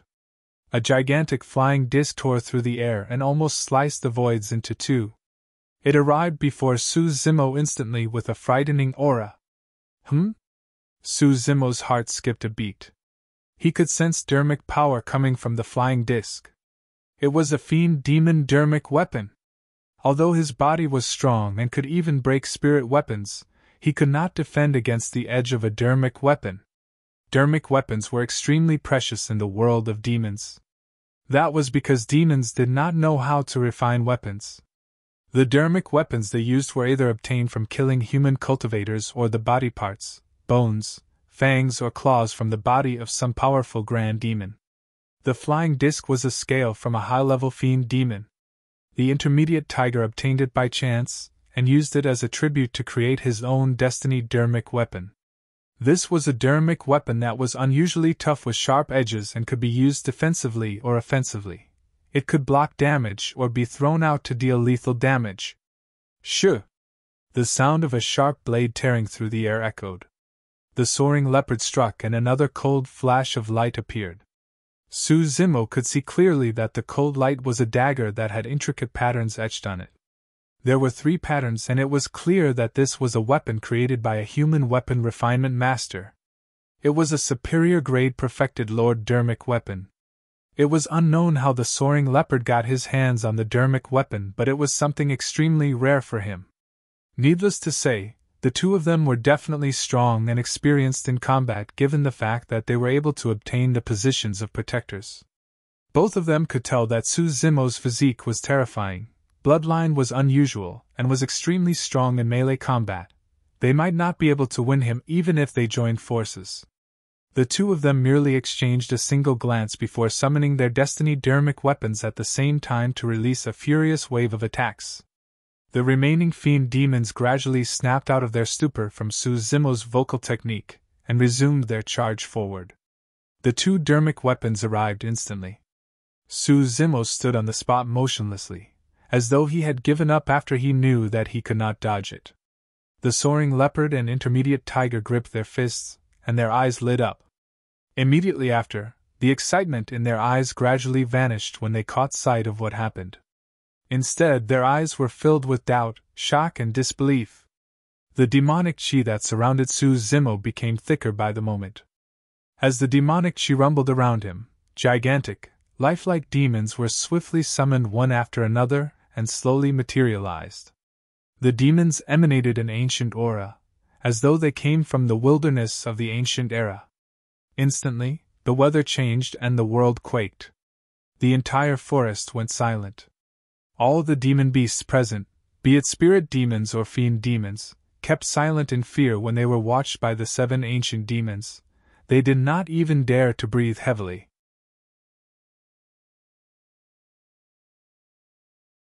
Chapter 799 Slaying the Protectors.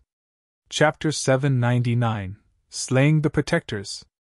The speed of the scale and dagger slowed down before they even approached Suzimo. After the 7 ancient demon kings descended, the 2 dermic weapons could not push forward and trembled endlessly in midair, as though they were under tremendous pressure. The expressions of the soaring leopard and intermediate tiger changed starkly.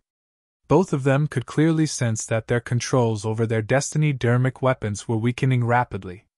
Roar! The sanguine ape and hell tiger roared at the same time and opened their massive mouths. As the demonic chi rumbled, the 2 of them devoured the 2 dermic weapons. Ugh! The soaring leopard and intermediate tiger grunted deeply, and their faces turned paler. Both of them lost their connections to their dermic weapons. The dermic weapons were their destiny dermic weapons and had been refined for several hundred years using their essence spirits after they became fiend demons.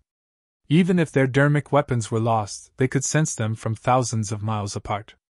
That was unless somebody was able to erase the spirit consciousness that they had imbued into their destiny dermic weapons. But how was that possible? The 2 of them had refined their destiny dermic weapons for several hundred years. If anybody of the same cultivation realm wanted to erase the imprint of their spirit consciousness from the dermic weapons and use it themselves, they would have to spend several hundred years as well. That was also one of the benefits of a destiny dermic weapon. It was not easily lost. Even if anybody stole their destiny dermic weapons, they would have to spend a long time erasing the spirit consciousness on the destiny dermic weapon. It was truly not worth the trouble. In fact, the destiny dermic weapon itself would pose a huge problem if the other party were to escape with it. The destiny dermic weapon was connected in a mysterious manner with its cultivator. By carrying the destiny dermic weapon of an enemy, one was exposing their current location, and they would not know when their enemy would come knocking. The destiny dermic weapon would lead to one's death if its owner came searching for it with powerful enemies. Of course, if one's cultivation realm was far superior to the other party, they could make use of supreme dermic powers to erase the spirit consciousness in the destiny dermic weapon with ease. For example, if a mid-level fiend demon such as the Howling Moon Territorial Lord were to make a move, he could probably erase the spirit consciousness within the soaring leopard and intermediate tiger's destiny dermic weapons in less than 6 hours. However, that was why everything was bizarre. The person before the soaring leopard and intermediate tiger was not a mid-level fiend demon. To be precise, this person was not even a fiend demon. Although he was powerful with rumbling demonic chi and a torrential ferocity, there was a bright inner core that circulated within its chest. It was clear that this man was a spirit demon. How could a spirit demon erase the spirit consciousnesses of 2 destiny dermic weapons? Right then, the ancient demon king that devoured the scale and dagger spat out the 2 dermic weapons once more. The soaring leopard and intermediate tiger were delighted. I don't know what method this lad used to casually create a few beasts, humph. However, all of them only look strong but have no substance. Now that they know the pain, they have no choice but to spit our dermic weapons out. Foo-foo, the power of a dermic weapon isn't something that a mere spirit demon can challenge. The 2 of them sneered internally and a thought crossed their minds. They wanted to retrieve their destiny dermic weapons using their spirit consciousnesses. The moment they looked at the 2 dermic weapons, their gazes froze. The joy in their eyes had long vanished. In its place was endless shock. When the demonic chi dispersed, and the 2 dermic weapons reappeared, they were riddled with holes and dim without light. It no longer mattered whether the imprints of their spirit consciousnesses were still within. After all, both dermic weapons were crippled and extremely battered in the blink of an eye. It was no longer just bizarre, it was frightening. Neither of them knew that the beasts they assumed were casually summoned were actually from the bloodline phenomenon of Suzimo after he cultivated the mystic classic of the 12 demon kings of the great wilderness. Although the 2 of them were low-level fiend demons, they had never heard of a bloodline phenomenon. Less than that, they did not know of the terror of the mystic classic of the 12 demon kings of the great wilderness. What was the mystic classic of the 12 demon kings of the great wilderness? It was a supreme demon classic that could overturn the world, twist yin and yang and steal creation by itself. It was the only copy within this world. The reason why Suzimo was able to reach where he was step by step was all thanks to this cultivation technique left behind by Daiyu. That was why he could remain standing against the crushing tides in Myriad Phenomenon's city and kill the Rakshasas and God race leader overwhelmingly despite successive battles and depleted spirit energy. The two low-level fiend demons were truly dreaming to think that they could injure Suzimo with those two low-graded dermic weapons. Kill! Suzimo's expression turned cold, and he gave a deep roar. The 7 ancient demon kings around him roared and charged in all directions into the crowd with devastating killing power. There were more than 30 low-level fiend demons around them, and the presence of the 7 ancient demon kings was a disaster for them. Some of the fiend demons were indignant, and wanted to take on the incoming anaconda foolishly. Instead, the anaconda coiled around them and ruptured their internal organs. A look of fear flashed through the soaring leopard and intermediate tiger's eyes when they saw that, and they wanted to retreat. All of a sudden, they felt their scalps prickle and their hairs stood on end. They were already targeted by Suzimo. They felt chills run down their spines when his overwhelming killing intent engulfed them. As though he could read their minds, Suzimo said coldly, "Don't dream of escaping since you're the ones that came knocking." Swoosh! An evil gust of wind blew before his sentence was completed. Suzimo had already closed into them in a flash. "Herg!" He spoke with a thunderous boom. The two of them were rattled. After all, the soaring leopard and intermediate tiger were protectors of Howling Moon Mountain. A decisive look flashed through their eyes and they chose to take the attack head-on together instead of turning to flee. At that moment, if the both of them were to flee, they would definitely die. The two of them had already reverted to their true forms and had ferocious gazes. A ball of blinding light intensified within their gigantic mouths that were opened. The ball of light gave off a powerful energy fluctuation. It was a demonic art. Demons would awaken their lineage memories when they advanced to fiend demons. Some rare fiend demons would find secret skills that made use of dermic powers within their lineage memories, and those secret skills were referred to by human cultivators as demonic arts. In other words, demonic arts were dermic arts used by fiend demons. All of a sudden, a blood-colored butterfly appeared behind Suzimo. There were 2 round moons etched on the wings of the blood-colored butterfly that resembled a pair of eyes, glaring coldly at the soaring leopard and intermediate tiger. The dermic powers in the mouths of the soaring leopard and intermediate tiger dissipated when they were stared upon by the pair of eyes.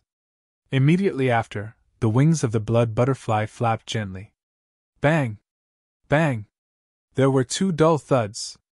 The light balls in the mouths of the soaring leopard and intermediate tiger exploded instantly. Ah! The 2 protectors cried tragically and fresh blood streamed from their mouths that were ruptured into a bloody mess. Suzimo reached out and slapped the 2 of them on the head violently. Snap! The sound of bones cracking could be heard. The 2 protectors shuddered and their gazes went blank before dimming. The palm strikes ruptured the essence spirits of the 2 protectors. With the death of the 2 protectors, the accompanying demon army was gradually defeated as well. A gigantic path appeared in the encirclement that surrounded them initially. Monkey and the others were invigorated and wanted to give chase to fight to their heart's content, but they were held back by Suzimo. "Don't crave for battle! We have to leave this place first." Suzimo had already reverted to his original form and had a calm expression as he brought Monkey and the other 3 with him to break free of the encirclement and escape far away.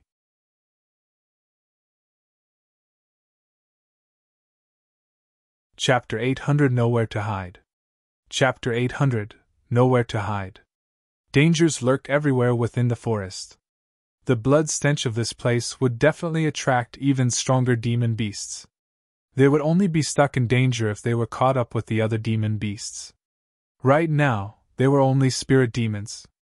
They were nothing much in the 8 demon regions and were at the bottom of the food chain within the entire demon world.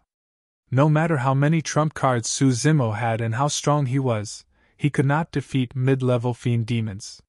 Furthermore, he had to try his best to conceal his means from the Immortal, Buddhist, and fiend sects within the demon regions. If he exposed his identity as a human cultivator, he would be an outcast within the entire Thousand Demon Valley, let alone Howling Moon Mountain. Suzumo brought Monkey and the others and fought out of the encirclement. They decided on a rough direction and sprinted all the way east to seek shelter. Before daybreak, Suzumo lost all the spirit demons that were hot on their tails and found another secluded cave. He scanned the vicinity carefully and entered after ensuring that there were no spirit demons watching them. The cave was connected to the front and the back of the mountain, and Suzumo checked out its interior before nodding to himself. He decided to hide here temporarily and prepare for their breakthroughs. Right now, the most pressing matter for them was to break through from the core formation realm and cultivate their essence spirits. For all 5 of them, an advancement to the next realm would increase their combat strength by leaps. Each of them obtained treasures from the ancient battlefield that could be used after they became fiend demons. Take a rest first and compose yourself. Make sure you are calm mentally. Suzumo could see fatigue on the faces of Monkey and the other 3. He reminded them before turning to leave. He started setting up formations on both ends of the cave. Around 6 hours later, right when he had just set up the formations at the entrance of the cave, Suzumo felt something amiss. More spirit demons were starting to gather in the vicinity. Furthermore, the number of them gathered increased. Suzumo could tell that the spirit demons were here for them. They were exposed again. How could that be? He stood within the cave with a dark gaze, glaring at the beast eyes that appeared within the depths of the forest from time to time through a formation between them. Previously it was 2 protectors of Howling Moon Mountain. Who was it this time round? After a moment of silence, Suzumo turned to wake Monkey and the other 3 who were recuperating. If I'm not wrong, we've been discovered by the demon beasts of Howling Moon Mountain again. We'll go and kill them off again.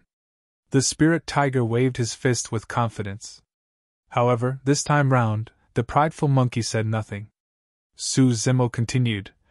The demon beasts sent by Howling Moon Mountain are only going to get stronger. I won't even be surprised if the Howling Moon Territorial Lord came personally this time round. What should we do? Little Fox had a worried expression. We'll leave here and continue on, Suzumo replied. All right. Monkey and the others nodded and followed Suzumo to leave from the back of the cave.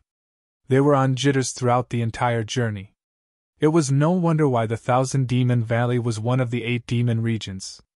During this period of time, they came across 3 mid-level fiend demons.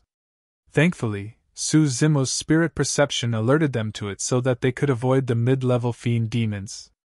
Even Suzumo felt shudders when he sensed the aura emanated by a bird that flew above them. The aura of the bird resembled the old immortal crane, and it was probably not a mid-level fiend demon.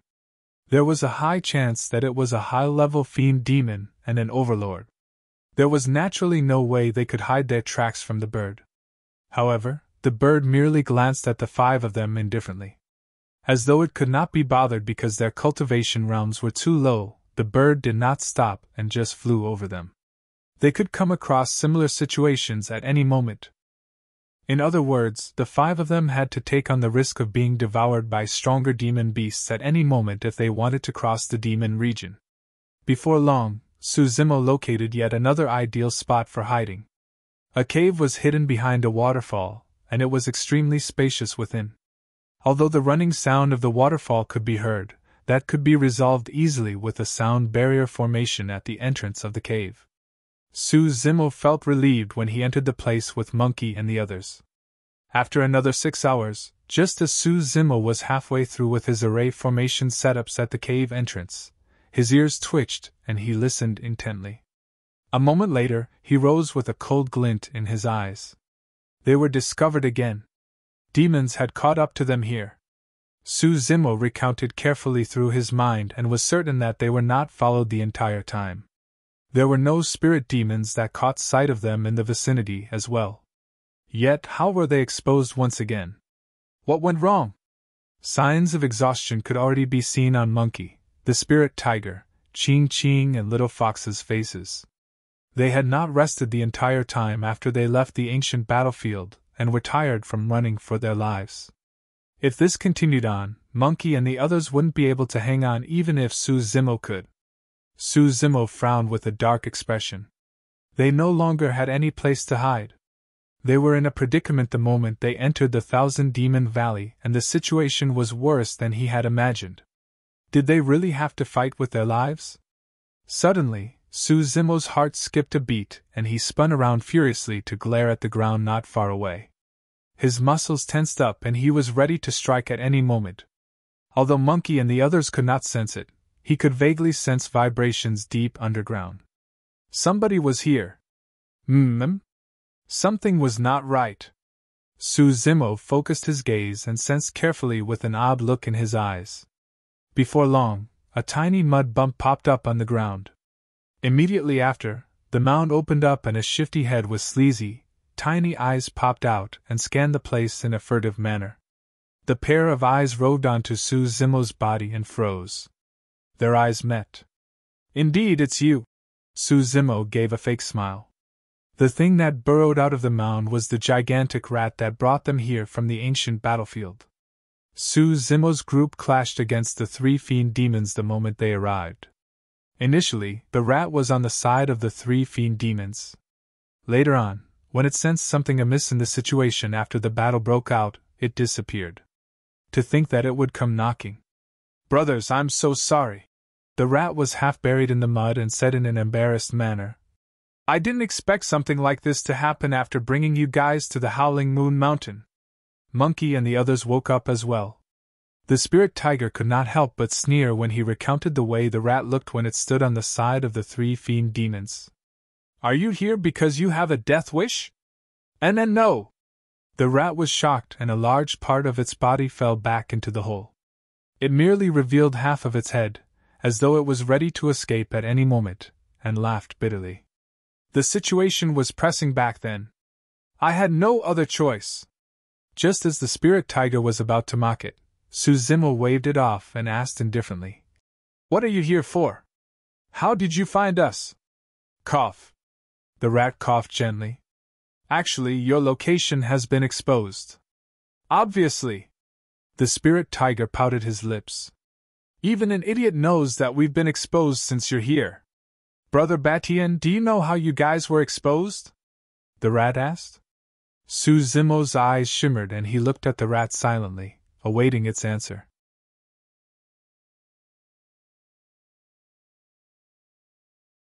Chapter 801 Breakthroughs. Chapter 801 Breakthroughs. There's a deputy territorial lord for Howling Moon Mountain, the rat said. The reason why you guys are being exposed is because of the deputy territorial lord, Chanri. Chanri? Suzimo murmured slowly and a look of realization filled his eyes, as though he thought of something. The rat continued, Lord Chanri's true form is an ancient remnant beast, the mystic jade cricket of the cricket race that rules over the mountainous region within a few thousand kilometers radius of Howling Moon Mountain. The 5 of you are a large mark and easily recognizable as you travel through the forest. As long as there are crickets, your location will be exposed. The spirit tiger and the others were dumbfounded. Although he had spent a period of time in the Wild Lion Ridge with Monkey, he had never heard of such means. How many crickets were there in the forest? There were probably innumerable. This meant that every single move they made had been watched by the enemies the entire time. The ordinary cicadas cannot even be considered as spirit demons. However, once they become sentient, they possess the communication method unique to the cicada race and can relay your location to Lord Chanri's side. Suzimo nodded silently.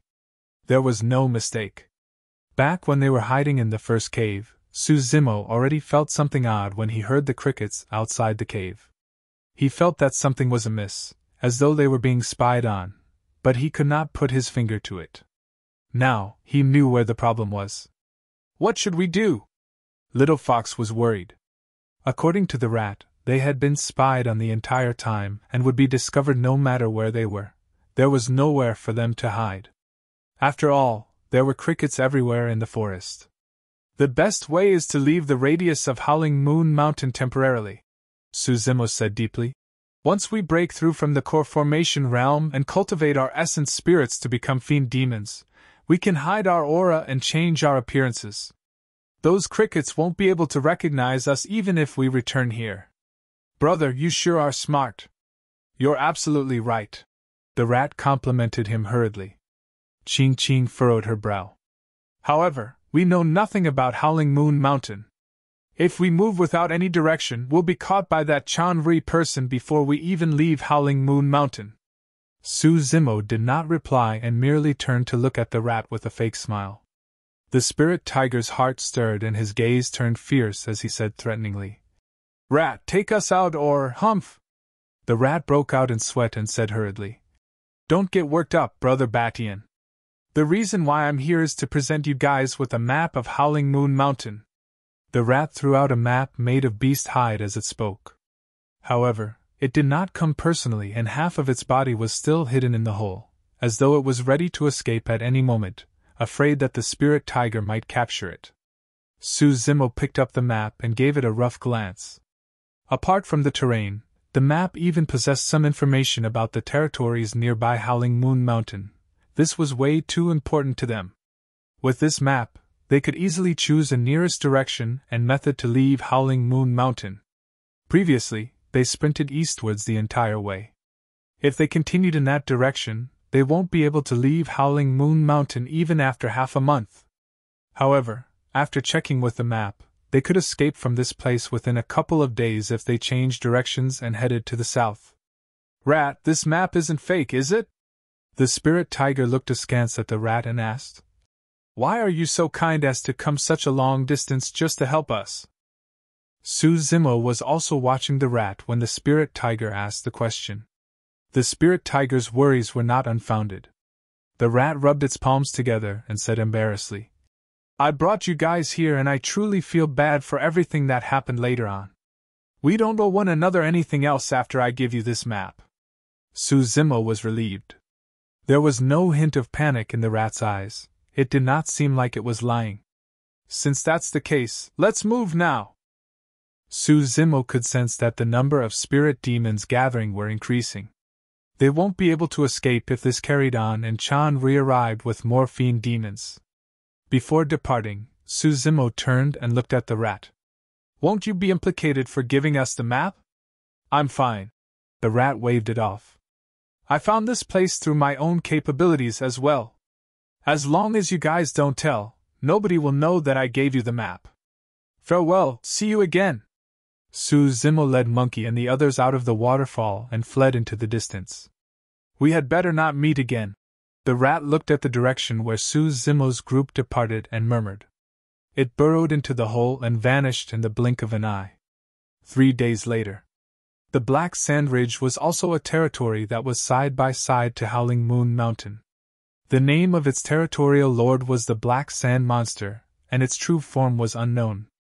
It possessed frightening strength, was bloodthirsty, and its territory was much larger than Howling Moon Mountain.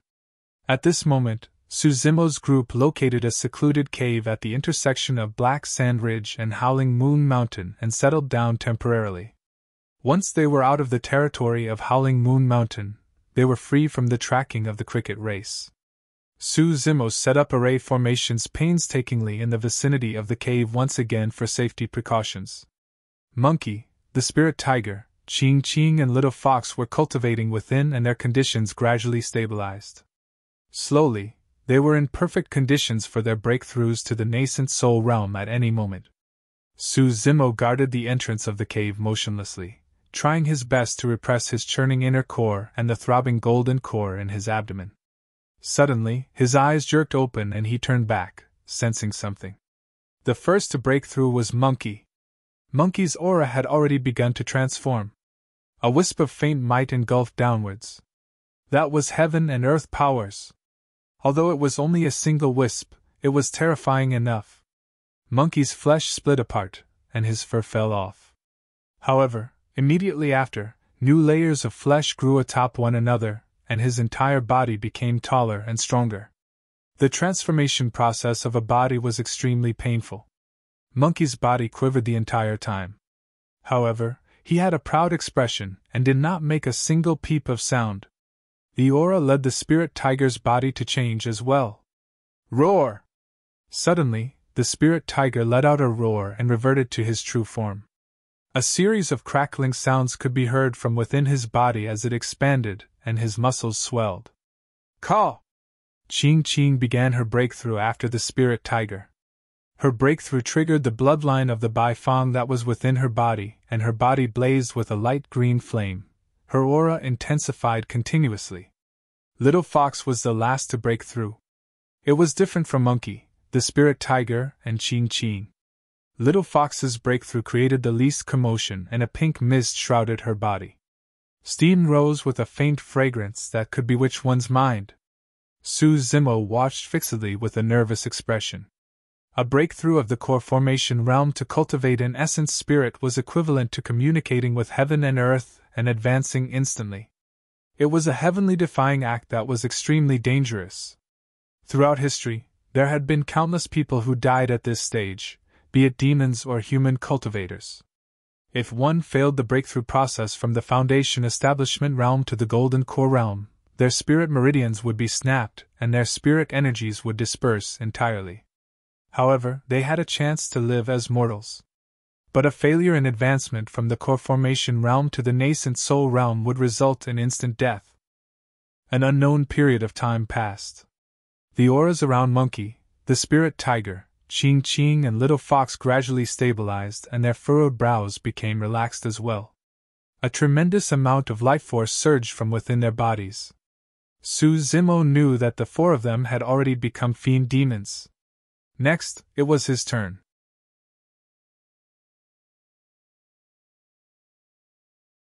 Chapter 802 Arrival of Danger. Chapter 802 Arrival of Danger. After 3 days, the cultivation realms of Monkey and the other three stabilized and they woke up one after another. They experienced heaven and earth through the essence spirits in their spirit consciousnesses, and their eyes were filled with joy and surprise. With the cultivation of their essence spirits, they were completely at the state of Anidia and could cultivate by devouring the essence of day and night. This was equivalent to them tempering their bodies, tendons and bones as well as refining their essence spirits using the heaven and earth powers. This was a higher level than consuming flesh. At this point of their cultivation, powerful demon beasts would awaken the lineage memories in their bloodlines. Their lineage memories may contain cultivation techniques to refine one's spirit, or some demonic arts. The stronger the bloodline, the better the rewards of their lineage memories would be. For ancient remnant beasts and pure-blooded ferocious beasts, they would have their own unique lineage memories. Although Monkey was already awake, his eyes were squinted, as though he was experiencing something. The origin of his bloodline was unknown, but it was definitely extraordinary. His bloodshot eyes alone were proof of that. The spirit tiger was originally a plain demon beast without any lineage memories. Even when he cultivated the Void Thunder Manual later on, he merely underwent a blood-marrow swap that improved on his body's fundamental qualities. But right now, the spirit tiger was clearly in a state where he was receiving lineage memories. The lineage came from the 4 tiger claws in the astral dragon sputum lair. The 4 tiger claws were infused into the spirit tiger's body and naturally passed down their lineage memories. The bloodline of the Baifeng flowed within Ching's body, and she naturally had lineage memories as well. Little Fox possessed many secret skills from her lineage of the fox race as well. Monkey and the other 3 needed time to digest their current state of being as fresh fiend demons. It wasn't just to comprehend their lineage memories. They had to sense heaven and earth using their essence spirits as well. They could finally refine the weapons they obtained from the astral dragon sputum lair as well. First, go and cultivate. We'll guard here. Monkey came beside Su Zimo and said. All right. Su Zimo did not decline and headed into the depths of the cave. He assumed a lotus position and closed his eyes to gather his chi in peace. Unknowingly, an odd sensation surged through his heart. Although his eyes were closed, he seemed like he could see every corner of his body, including his organs and meridians. It was a mysterious sensation. It was like the legendary inner vision. Su Zimo could see 2 gigantic cores that were swiveling slowly. One of them was in his chest, a blood core with a scarlet glow. The other was in his abdomen, a golden core with a blinding glare. The auras of the two gigantic cores were starkly different. At this moment, the power of both cores were at their limits, and they vibrated, as though they wanted to break free from their core chambers and surge into the air. Zimo felt a wave of boundless heaven and earth powers. He had never felt that heaven and earth were so close to him. It was as though he could feel the breathing of heaven and earth, as well as its pulse. The next moment, Zimo saw the layer of void. The so-called void was the shackles from heaven and earth that bound a cultivator. To cultivate was to go against the heavens and break through the realms to expand one's lifespan. They were breaking free from the shackles implemented on every single living being by heaven and earth. There was an ancient saying in the cultivation world that one could see their spirit as long as they could break through the void. The breakthrough of the void was actually referring to the breaking free of that shackle. The two gigantic cores within his body were what he needed to break through and free himself.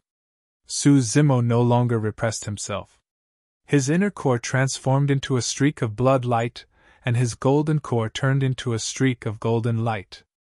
Both of them left their core chambers at the same time and surged into the layer of void within his body. Bang! Bang! Two gigantic explosions burst forth in the void above his inner core and golden cores. Zimo shuddered. The void shuddered as well, but nothing unusual happened to it. His inner and golden cores fell and hovered in midair momentarily before launching another attack upwards. Bang! Bang! Bang! The two cores clashed against the void endlessly and released earth-shaking explosions. The void quivered and finally, ripples appeared one after another. For ordinary perfected beings, they only had a single golden core within their body when they broke through the voids and released themselves from the shackles. However, Zimo had two cores. Not only that, his inner core was created through cultivating the mystic classic of the 12 demon kings of the great wilderness and possessed frightening strength. His golden core contained the essence of the immortal, Buddhist, and Fiend Daos as well. No void or shackles could withstand the burst power from these two supreme cores. This was also the reason why it was relatively simpler for paragons among perfected beings to advance to the nascent soul realm. The power of a golden core within any perfected being that could be referred to as a paragon was definitely superior compared to others. The stronger the power of one's golden core, the easier it was for them to break through the void. Before long, a series of cracks surfaced on the layer of void and it was on the brink of shattering after the repeated bursts from the inner and golden core. Everything went smoothly. However, Zimo's expression darkened. For any other cultivator, the danger of breaking through to the nascent soul realm might have been the process of breaking through the voids.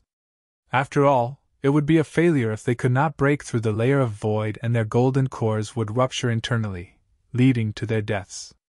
However, Zimo's situation was different from others. His danger probably came after his breakthrough of the void. Zimo did not dare to be distracted and focused on breaking through the void barrier wholeheartedly. Bang! Boom! Bang! Finally, a loud explosion echoed after the relentless attacks. The void shattered. Instantly, Zimo felt a weight lifted from his body, as though an invisible shackle was broken. His glabella shone with a light spot. His body was connected to heaven and earth, and the Naiwan Palace had appeared. Zimo caught sight of an incorporeal body of light within the Naiwan Palace. That body of light was his soul. He would not have been able to see the existence of his soul if he had not broken through the void. His inner and golden cores charged into the Naiwan Palace and a resplendent light filled the entire chamber instantly. It was white all over and reflected the palace within the depths of his glabella flawlessly. Immediately after was the formation of his essence spirit. The soul was incorporeal and a corporeal object that resembled an infant would be formed after the golden core was fused into the soul. That was the essence spirit. Zimo took out a spirit-gathering fruit from his storage bag and consumed it. The spirit-gathering fruit melted right away in his mouth, and a ball of essence chi surged into his spirit platform. With the push of the ball of essence chi, Zimo's inner and golden cores pushed his soul at the same time. Zimo's heart skipped a beat, and he sensed danger. There was naturally no issue for any other cultivator once their golden core fused with their soul. However, his body did not merely contain the golden core, he had an inner core as well. In other words, the likely outcome if both his golden and inner cores fought for his soul at the same time would be. Before he could finish that thought, he felt a series of excruciating pains from his soul. Zemo howled in pain and collapsed with his head facing the air. His body trembled uncontrollably as he coiled up with a pale expression. Monkey and the others were initially refining their weapons at the entrance of the cave. All of them jumped in shock when they heard the commotion. "Young master!" Little Fox yelped with a flustered expression and dashed towards Zemo. "Don't go!" Monkey held her back with a grim look on his face. "If he receives any external disturbances at a moment like this, there's a chance that he might not make it through the tribulation."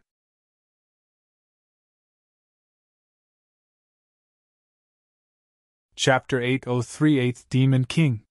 Chapter 803 8th Demon King. Monkey was not wrong, nobody could help Zemo at this moment. His danger came internally. In other words, it was his choice to make. If he chose to give up on the inner core that he had painstakingly cultivated over the years, his golden core could fuse with his soul and create an essence spirit smoothly. However, he was indignant. This was a cultivation technique imparted to him by Daiyu. It was also his greatest support that helped him to get to where he was. The inner core embodied special feelings for Zemo.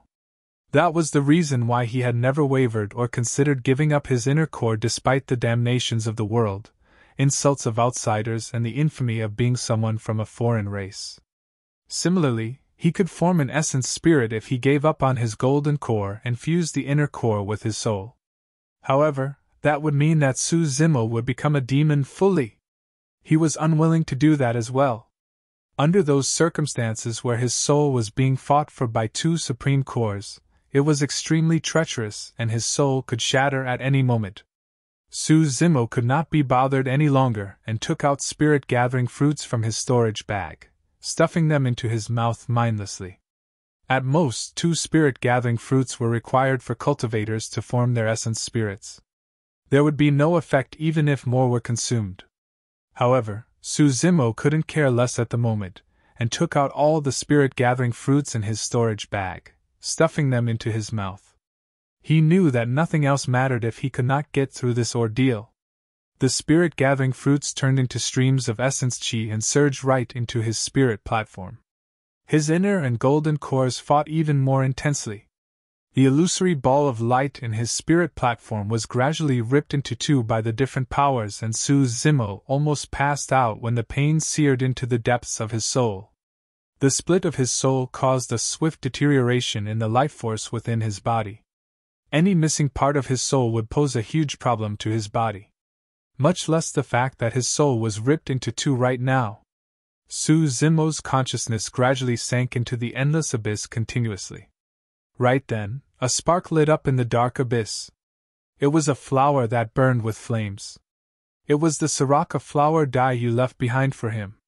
The Soraka flower blossomed on the Ashoka tree.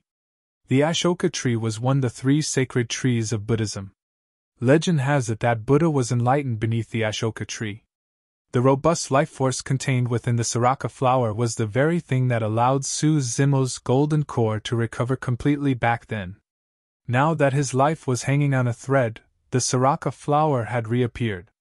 The Soraka flower raised his soul and rose continuously, breaking free of the dark abyss. The petals of the Soraka flower withered as it blazed. At the same time, a rich life force was emanated as it burned and repaired the 2 incomplete parts of the soul. After a period of time, the Soraka flower was burned completely, and the massive life force it possessed healed the 2 incomplete parts of the soul completely. Although the soul was ripped into 2, it became 2 whole souls after the nurturing from the Soraka flower's life force. The inner and golden cores fused within. The 2 incorporeal light bodies gradually materialized. Rainbow lights filled the skies above the spirit platform, and 2 infants assumed lotus positions. Their features were gradually formed and glowed with the divine light that swiveled around them. They looked exactly the same as Zemo. The form of an infant was the closest to heaven and earth. That was the reason why a fetus was able to ensure the continuity of life even when it was unable to breathe within the sealed space in its mother's womb. The nascent soul realm represented the intent of one returning to their roots. The two infants sat on each side, and upon closer inspection, one would be able to see the differences between the two of them. The infant on the hair had scarlet hair as red as blood. Its face had tough lines, and there was a demonic aura around it. Although it was in the shape of an infant, it gave off a faint sense of authority from its expression. The infant on the right was filled with black hair and looked much more scholarly and weak. Its aura was unique as well, with a hint of immortal chi, fiend nature as well as Buddhist light. It was indescribable.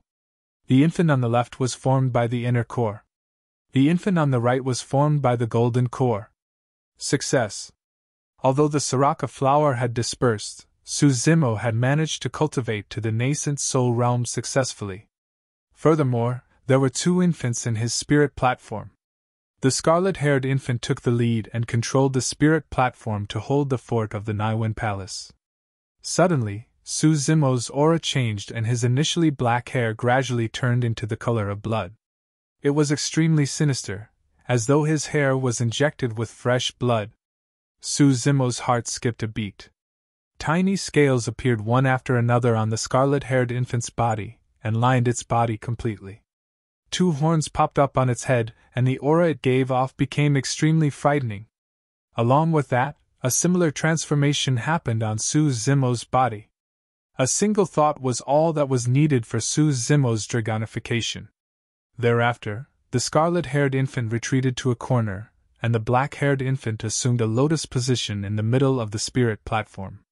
Within the cave, Suzimo's scarlet hair gradually recovered and the evil, demonic chi around him earlier on vanished without a trace.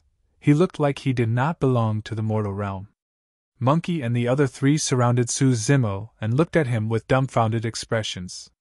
His methods were way too shocking. The moment he advanced to the nascent soul realm, Suzimo was able to change his appearance at will and could even alter his aura. "I'm fine now." Gradually, he opened his eyes and smiled at the four faces around him. The few of them were finally relieved when they heard that. Suzimo gave a faint smile. "You guys can continue to cultivate and stabilize your cultivation realms while refining your weapons. There's no need to worry about me." "All right." Monkey and the others were relieved at the sight of Suzimo's well-being and dispersed to cultivate. Suzimo closed his eyes again and joy sparked through his heart in waves. He had received way too many changes upon his advancement to the nascent soul realm. First off, his lifespan was extended. At the nascent soul realm, the lifespan of a human cultivator became 1,000 years from its original 500 years. That was a full 2 times. Also, there was the increase in combat strength. Once an essence spirit was cultivated, one could use it to feel heaven and earth and utilize dermic powers while releasing various dermic arts. He could also begin to cultivate many other cultivation techniques as well. For his immortality cultivation, he had 2 heaven-grade spirit cultivation techniques, the Purple Thunder Manual and the Great Day Rolai Sutra. For his demonic cultivation, the full content of the 8th and 9th sections of the mystic classic of the 12 demon kings of the Great Wilderness, the Yin and Yang spirit sections, surfaced within his memories. As Suzimo had expected, there was an ancient demon king associated with the contents of the Yin and Yang spirit sections. What he did not expect was that the ancient demon king was a dragon king. The 8th demon king had appeared. The Yin spirit section focused on spirit refinement. Be it the scarlet-haired Yin spirit or the black-haired essence spirit, they were both in the shape of an infant, and were extremely fragile. They could not even withstand the elements, let alone sabers and swords. An essence spirit would die with ease the moment it left a body. That was the reason why, be it his immortality or demonic cultivation, Suzimo's next priority was to refine his spirit. The mystic classic of the 12 demon kings of the Great Wilderness said that the impurities of the Yin spirit had to be refined so that it could become a pure spirit of Yang without Yin, known as the Yang spirit. For immortality cultivation, There was the saying of reverting the spirit to the void, and that was the reason why the void reversion realm came after the nascent soul realm. Be it the yang spirit, or the essence spirit of the void reversion realm, they did not fear the elements, and were truly free of the shackles of the physical body, able to roam the outside world with ease. In fact, they could take over one's body.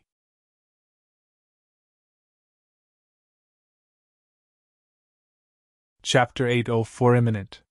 Chapter 804 Imminent. There were no records of secret skills or dermic arts of the dragon race that were meant for killing within the Yin spirit section. Among them, there was a spirit refinement technique from the Dragon King Desolate Ocean, and it described how one should consume the essence of day and night to strengthen their bodies and bloodline. Under normal circumstances, Su Zimo would encounter great difficulties in cultivating the Yin spirit section. Previously, if Daiyu had not guided him by the side, there was no way he could have comprehended the bones strengthening, tendons transformation and body tempering sections within a few short years. Before she left, she also mentioned that it would be difficult for Su Zimo to continue with his cultivation post her departure. That was the truth as well. Later on, for the organs refinement section, Su Zimo met with a great bottleneck and was stuck for a long time. If he had not been awakened in the middle of the night by a freak accident, and heard the sound of tigers and leopards, he would not have gotten to where he was today. The essence and secret of the organs refinement section came from ordinary demon beasts like the tiger and leopard. However, the Yin spirit section came from a dragon king. It was almost impossible for a cultivator to cultivate a spirit refinement technique of a dragon king. Even with his deep understanding of the Immortal, Buddhist and Fiend Taoists, it would be difficult for Su Zimo to comprehend the Yin spirit section.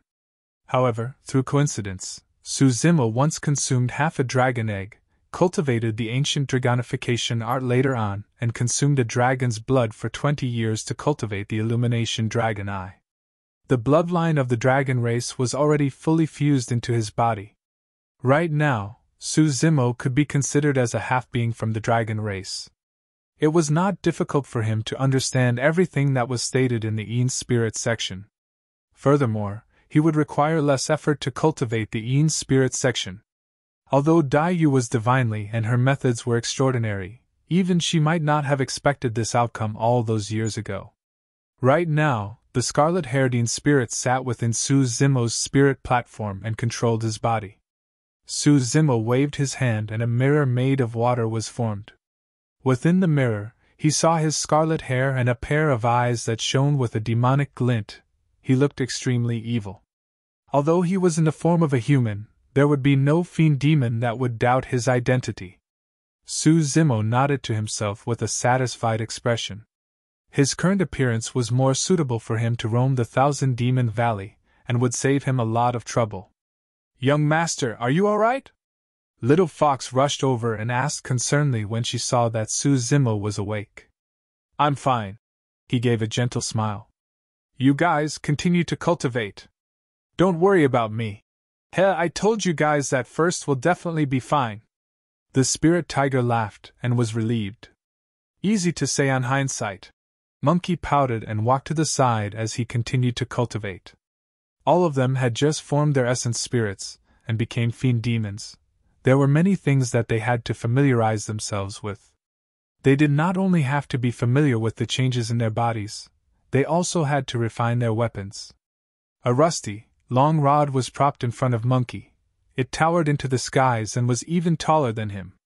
The rod was filled with rust and looked extremely common. However, this rod was discovered back in the astral dragon's sputum lair. Furthermore, even Lin Xuanji seemed like he was stunned when he caught sight of this rod. There was a simple reason why Monkey chose this rod. When he first caught sight of this rod, he felt a beckoning to it from the unknowns. Monkey's glabella shone and his spirit consciousness spread out and engulfed the rod. He began to refine it and leave the unique imprint of his spirit consciousness on it. He intended to refine this rod as his destiny dermic weapon. On the other side, the spirit tiger was refining his own dermic weapon as well. The dermic weapon he obtained in the astral dragon's sputum lair was none other than the 4 tiger claws. Initially, he thought that the 4 tiger claws had fused and vanished into his body. It was only after he became a fiend demon that he could sense the existence of the 4 tiger claws. The spirit tiger circulated his essence spirit, and he gripped his fists with trembling arms. In the gap between his knuckles, a jade-white and almost transparent claw with a chilling aura pierced through his flesh slowly and protruded out. It was slender, long and sharp, like a dagger. There were 2 claws on each knuckle. Instinctively, the spirit tiger scratched the 4 claws against one another gently. Clang! Sparks flew everywhere. A metallic sound could be heard the moment the claws made contact. The spirit tiger's eyes widened as he looked at the 4 weapons that protruded from his knuckles. He was secretly delighted when he sensed the sharp aura they emanated. The 4 claws could definitely be considered as indestructible.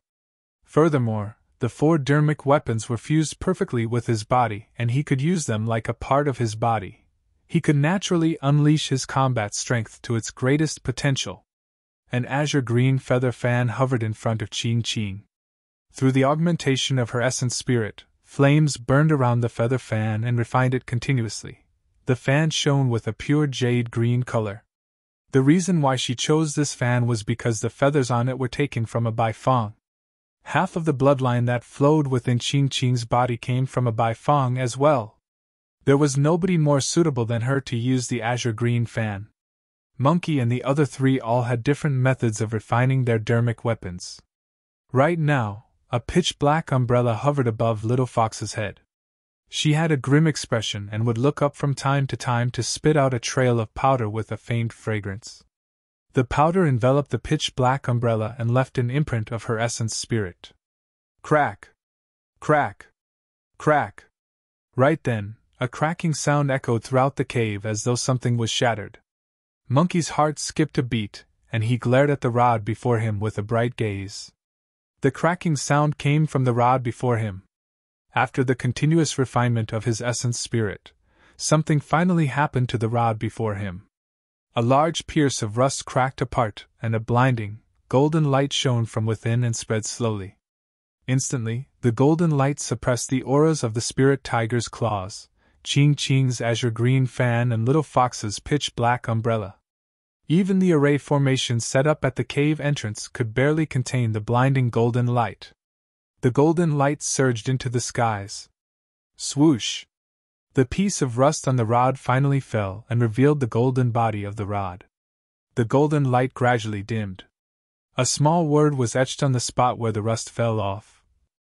Imminent! Imminent! Imminent! Dominating! What a great name! Monkey reared his head in laughter and pulled out the rod in front of him. He danced with it delighted. 1,000 miles away from here, in the Black Wind Ridge, several hundred demons were crossing through the forest with a mighty force. All the demon beasts in the vicinity had already escaped long ago upon hearing them. Among the several hundred demons, there were 8 muscular bull demons in the middle that lifted a gigantic open-air carriage. They grunted as they advanced steadily. Around the gigantic carriage were even dozens of low-level fiend demons. Everyone was circling the center. On the carriage, there was a pale-faced young man in black robes with intoxicated eyes. He laid down on the knees of a woman wearing a veil with a voluptuous figure. The woman's ears were sharp. She was clearly not a human. However, she was extremely beautiful and charming.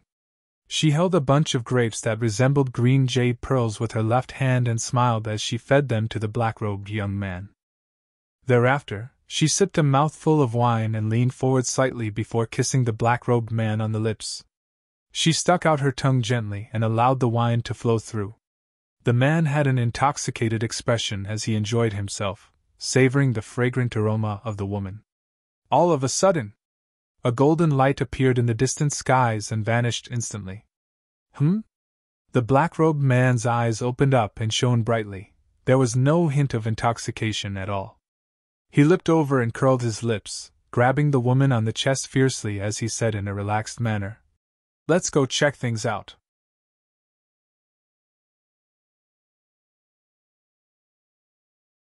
Chapter 805 Frightening Spirit Consciousness.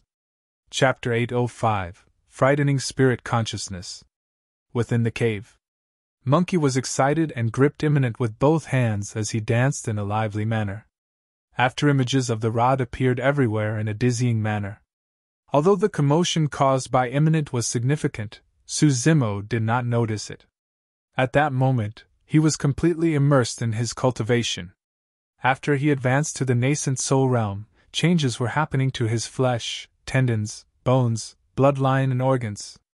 When he broke through the void and formed his essence spirit, it was equivalent to him connecting to heaven and earth. Even without Suzimo controlling it consciously, his body became stronger and even more frightening under the influence of dermic powers. Of course, this was a process. Some cultivators may require half a year, several years, or even decades. However, Suzimo noticed that his transformation process happened at an extremely swift speed. It was as though a violent cyclone was rippling through his body, and he could clearly sense his strength increasing. He was growing stronger at every second. This was the terror of his double essence spirits. A single essence spirit would bring about dermic powers that could augment a cultivator's bloodline and physique. Two essence spirits caused the augmentation to become more obvious and happen faster. Furthermore, the two essence spirits that Suzimo cultivated were extremely strong to begin with. At that moment, the scarlet-haired spirit took the main spot in the middle of the spirit platform.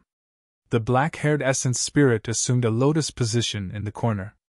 Suzimo discovered that the truly terrifying aspect of having two essence spirits was that both of them were able to cultivate at the same time without affecting the other. At that moment, his scarlet-haired spirit had begun cultivation on the Een spirit section of the mystic classic of the 12 demon kings of the great wilderness. The black-haired essence spirit in the corner had also begun on the purple thunder manual. This way, either of the essence spirits would fall off in their cultivation realms. On the surface, Suzimo was at the early stage nascent soul realm. However, the power of his essence spirits was definitely above an early stage nascent soul. Furthermore, he had many trump cards up his sleeves. His actual combat strength had far surpassed an early stage nascent soul's. Now that he was at the nascent soul realm, he might even stand a chance if he was up against an early stage void reversion, or even some weaker mid-level fiend demons. Void reversion realm! Suzimo murmured softly with a chilling intent. Dao Bing Xianyu was at the void reversion realm. Back in the Great Qian ruins, Dao Bing Xianyu disregarded his capacity as a void reversion and interfered in the fight for the vermilion fruit to kill Suzimo. Suzimo's wrist was not only severed, his inner core was shattered, his golden core was destroyed, and his cultivation was completely crippled. It was also because of Dao Bing Xianyu that the 13 cities of Yan country were slaughtered later on, resulting in the homeless and destitute plight of the citizens of Yan country. Because of this, Su Hong was mentally drained and eventually passed away from the ordeal. In order to save Suzimo, Little Fox's fire-blocking basket, the only thing left behind for her by her mother, was taken away by Dao Bing Xianyu as well. Suzimo remembered everything. Of course, he also knew very well that even though he had two essence spirits, carried the bloodline of the dragon race in his body, and had many trump cards, he was not a match for Dao Bing Xianyu right now. However, once he cultivated to mid, late stage, or even perfected nascent soul realm, he was confident that he could take on Dao Bing Xianyu. Time passed by gradually. After their initial excitement of refining their weapons, Monkey and the others settled down quietly and cultivated properly as well. Suzimo slapped his storage bag and took out a seemingly battered lotus seat. His glabella shone faintly and swept through the old lotus seat. Instantly, it vanished and entered Suzimo's consciousness. It was time to refine the creation green lotus. All of a sudden, Suzimo's ears twitched and he frowned. There seemed to be many demon beasts headed in their direction. Birds and beasts roamed the Thousand Demon Valley, and it was only normal for demon beasts to pass by. Suzimo was not certain that the demon beasts were coming for them as well.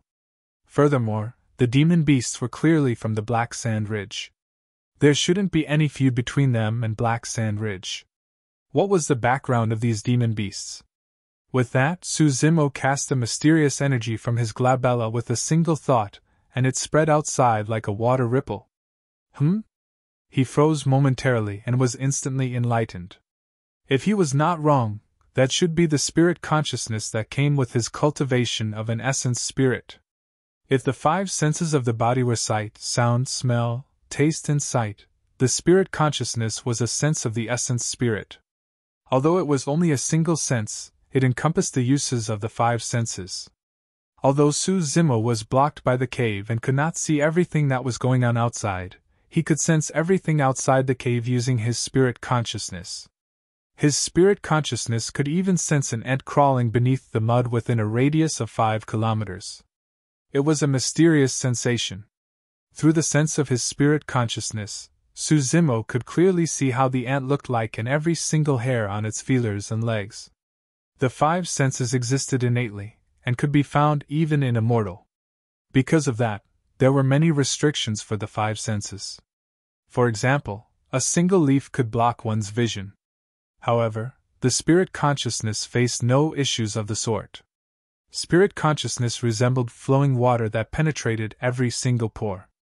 Even if there was a leaf before one's eyes, the spirit consciousness would wrap around the leaf and could even see every single pattern etched on the back of the leaf. Although Suzimo could hear the commotion outside right now, he could not see who were the people who created the commotion. However, his spirit consciousness could. Suzimo spread his spirit consciousness and extended it forward to check. 5 kilometers. 10 kilometers. 25 kilometers. The radius of Suzimo's spirit consciousness expanded continuously. After 50 kilometers, Suzimo felt that his essence spirit was at its limits, and his spirit consciousness weakened, unable to extend further. All of a sudden, Suzimo's heart skipped a beat as he realized something. His spirit consciousness almost dissipated due to the shock. From an ancient book at the bottom of the Dragon Burial Valley, he had once read about some records describing the spirit consciousness. For ordinary nascent souls, the radius of their spirit consciousness was only around 5 kilometers. They were already considered powerful if they could extend to a radius of 10 kilometers. Anybody that could reach 15 kilometers were all considered as paragons. Rare monster incarnates could reach a radius of 20 or 25 kilometers. 50 kilometers was the spirit consciousness radius of void reversions. At this moment, Suzimo had only just advanced to the nascent soul realm. However, his spirit consciousness could extend to a radius of 50 kilometers. It was comparable to the spirit consciousness of a void reversion. Moreover, this was merely the radius of the scarlet-haired Yin spirit's spirit consciousness. The radius of the black-haired essence spirit's spirit consciousness was also around 50 kilometers. If he could fuse the powers of the two essence spirits together, he could probably spread his spirit consciousness to a radius of 100 kilometers. Suzimo took a deep breath and composed himself slowly. He had already seen the group of demon beasts with his spirit consciousness. Through the shroud of his spirit consciousness, Suzimo could see the appearance of every single demon beast and even their cultivation realms.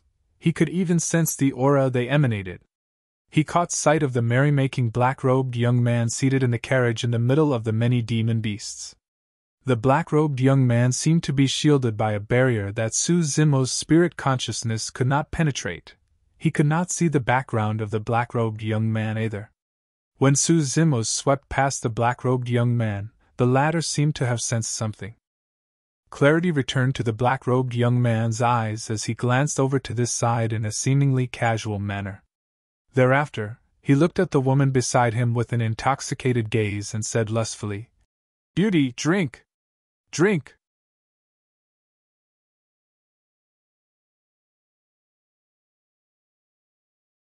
Chapter 806 Young Master of the Black Sand Ridge.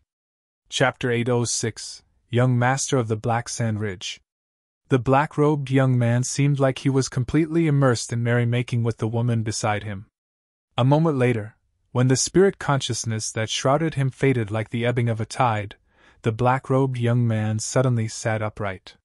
Clarity returned to his eyes as he rubbed his chin with a cold expression, murmuring, "Interesting." What's wrong, young master? The woman's voluptuous body stuck closely onto the black-robed young man. She rubbed against his body gently and asked in a flirting manner with a coquettish tone. The black-robed young man's lips curled as he said with a fake smile, "Nothing much. Somebody spread his spirit consciousness earlier on and scanned me." "What a fool!" The woman harumphed and said in a pandering manner, "To think that someone would dare to check on our young master in the Black Sand Ridge. Doesn't he know any rules at all? Since this person doesn't know any rules, I can teach them to him," the black-robed young man said in a seemingly casual manner. However, there was a killing intent in his tone.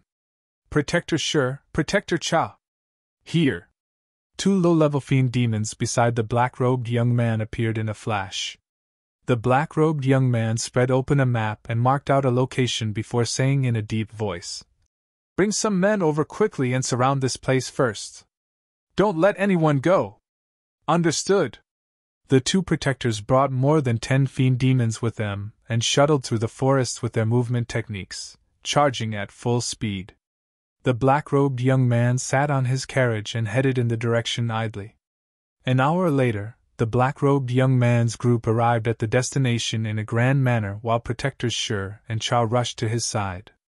"Young master, nobody has left this place during this period of time." The two protectors exchanged glances. Both of them could see the confusion in the other's eyes. Although they had surrounded the place, it was empty with a few hills. There weren't even any ghosts, let alone people. The black-robed young man stood up and surveyed his surroundings, frowning as well. His senses couldn't be wrong. The golden light and the spirit consciousness that scanned him definitely came from this area. How was there nothing here? Could that person have slipped off first after realizing something? That wouldn't make any sense.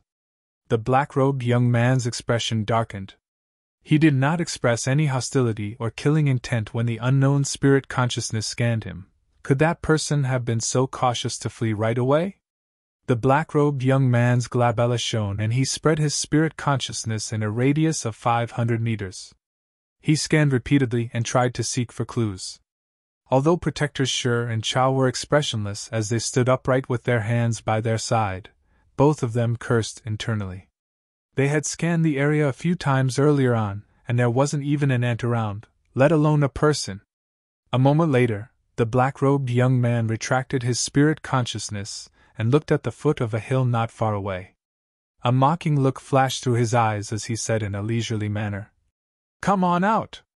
Those visual concealment techniques won't work against me." There were hundreds of demon beasts gathered in the vicinity. All of them followed the black-robed young man's gaze, but they saw nothing, only a barren hill. All of a sudden, the hill seemed to have turned into a water screen and ripples appeared. A few people came out in succession. One of them was tall with arms longer than his knees. He carried a rusty rod on his shoulders and had a prideful expression, as though he looked down on everything. One of them was tall, muscular, and walked like a hooligan. His gaze revealed a boundless might as though he was the king of all beasts. The other two were peerlessly beautiful women. One of them held a fan and had a slender figure that was curvaceous. Her long legs were exceptionally striking. The other one wore a fiery red dress and looked extremely docile with delicate features. Her eyes sparkled like water, and she was ravishing with a flawless complexion. However, she carried a gigantic pitch-black umbrella in her hands which looked extremely contrasting compared to her demeanor. Many demon beasts gasped and froze momentarily when they caught sight of the woman with the umbrella. She was way too beautiful. She was so beautiful that they lost their minds. The woman beside the black-robed young man was also an exceptional beauty in the Black Sand Ridge. However, she paled in comparison in front of this young woman. The black-robed young man's eyes lit up when he caught sight of the two women. However, the gaze of the woman beside him turned cold. Right then, another person walked out from the hill. This person wore green robes and had refined features. However, his hair was the color of blood and he looked extremely demonic. With his spirit consciousness, the black-robed young man had long determined that the 5 of them before him were low-level fiend demons. Furthermore, they seemed like they had only just turned into fiend demons. Under normal circumstances, 5 low-level fiend demons would not amount to much within the Black Sand Ridge. However, the black-robed young man frowned slightly. For some unknown reason, the 5 of them were way too calm. The 5 of them hid here and had nowhere to run after he saw through their concealment technique. Theoretically, they should be flustered and uneasy instead of being so calm.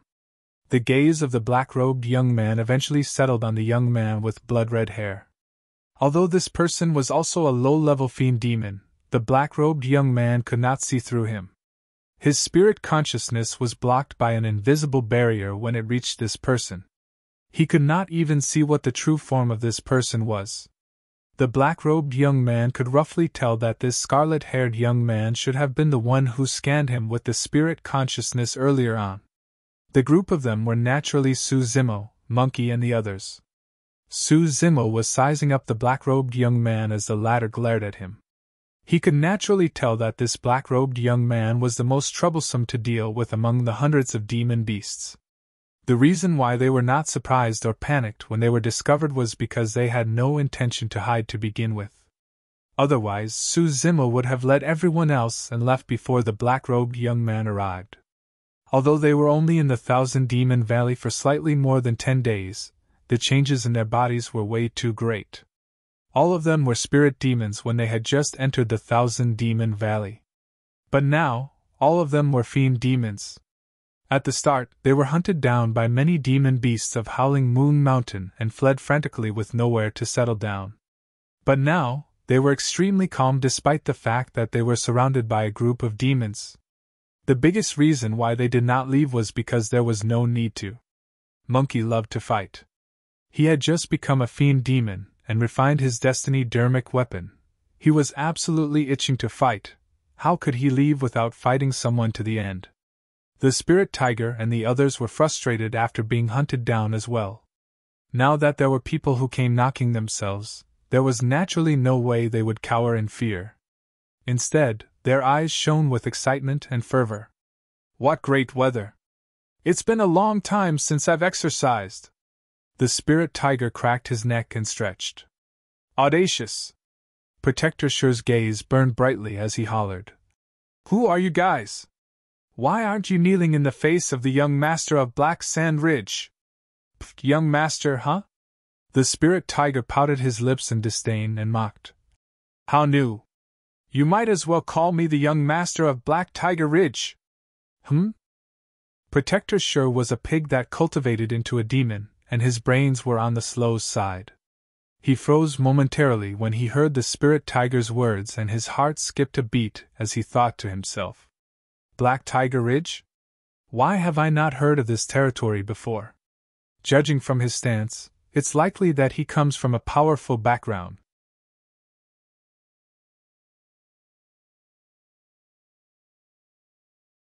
Chapter 807 Massive Battle. Chapter 807 Massive Battle. There were many overlords in Thousand Demon Valley and even more territorial lords of varying strength. Naturally, there were many territories such as Howling Moon Mountain and Black Sand Ridge as well. Protector Sure was dumb, and was merely a pig demon of Black Sand Ridge. It was only logical if he had not heard of some of the territories. In his confusion, Monkey smirked and laughed. I'm the young master of Black Ape Ridge. Haven't you heard of me before? Another one? Protector Sure's heart skipped a beat. Ching Ching snickered. I'm the young mistress of Black Crane Ridge. I'm from Black Fox Ridge. Little Fox mustered her courage and wanted to join in the fun. However, she was truly way too embarrassed to carry on and did not continue. She merely stuck her tongue out and acted cute. Suzimo smiled. No matter how retarded Protector Sure was, he should be able to tell that Monkey and the others were mocking him. A series of laughter broke out from the crowd of demons around them. The black-robed young man was expressionless and remained silent. How dare you make fun of me? You must have a death wish. Protector Sure's face turned purplish and he was enraged. His flesh expanded and his entire figure swelled significantly. Although he was still in human form, a terrifying pig's head grew on his neck. It had sharp fangs and a torrential demonic aura. The eyes of the other demon beasts shone with violence and fervor as well. All of them were ready to rip the group of people into shreds with a single command from the black-robed young man. Suddenly, the black-robed young man said, "I don't care which territory you are from, but I can tell you that this is the Black Sand Ridge. You have to obey the rules of Black Sand Ridge here." "Foo-foo." Monkey smirked and revealed 2 rows of pearly whites. "I don't care what kind of nonsensical rules you have. I was born to break rules. Apart from those 2 women, the rest of them." The black-robed young man paused briefly before uttering coldly, "Kill them!" "Ha!" Protector Shur brought out a gigantic iron rake and his rotund, massive body soared into the air. He glared at the spirit tiger furiously and descended with a maddened roar. He hated the tiger for embarrassing him thoroughly, and charged at the latter right away. "Moo!" Protector Cha hollered and reverted to his true form. He was a gigantic bull demon. He raised a pair of sharp horns and panted with steam out of his nostrils. His eyes were locked onto Monkey not far away as his hooves dodged the ground, creating dust clouds. "Leave that foxy chick to me." The woman beside the black-robed young man and looked at Little Fox with evil intentions. Jealousy could be seen in her eyes as she licked her lips. The woman's tongue was extremely long, and was forked. It was a snake woman. "Don't harm her." The black-robed young man glared at the snake woman and warned, as though he could see through her intentions. Although the snake woman was indignant, she replied with a smile, "Don't worry, young master. I'll discipline this lass properly for you." A few fiend demons wanted to fight for credit, and charged towards Ching Ching and Su Zimo at the same time. The black-robed young man laid back on his carriage with an idle expression. It was clear he had no intention of making a move. Su Zimo followed suit and did not make a move either. Monkey and the others had just become fiend demons and were raring to fight. This was the best opportunity for them to get used to their newfound strengths as fiend demons. Su Zimo only had a single target, the black-robed young man. He could tell that although the black-robed young man did not look old, he was far from simple. There was a high chance that he was a mid-level fiend demon. On the other side, a huge battle had broken out. Protector Shur swung his rake heavily and created an arc in midair before smashing down towards the spirit tiger. The spirit tiger reverted to his true form and moved swiftly in a flash. Before the rake even landed, the spirit tiger was already in front of Protector Shur's chest. He reached out with his tiger claws and thrust forward.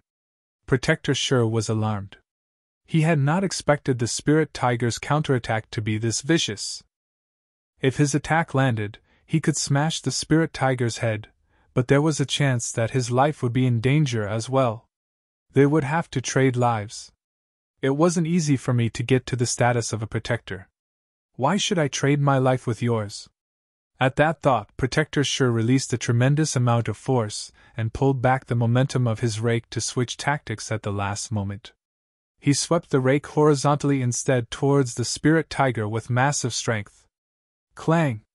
Sparks flew everywhere when the spirit tiger's claws clashed against the rake. All of a sudden, electric currents surged through the spirit tiger's body and cruised through the point of contact between the tiger claws and the rake and entered Protector Shur's body. Roar!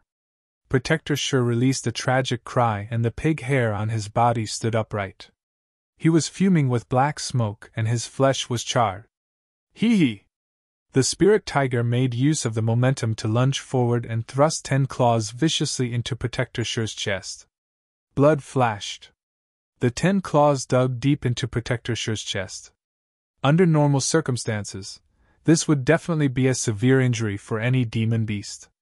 However, the spirit tiger felt his heart sink the moment his claws dug into Protector Shur's chest. The flesh of this pig demon was way too thick. Pig demons might not be strong in many things, but they had coarse skin and thick flesh.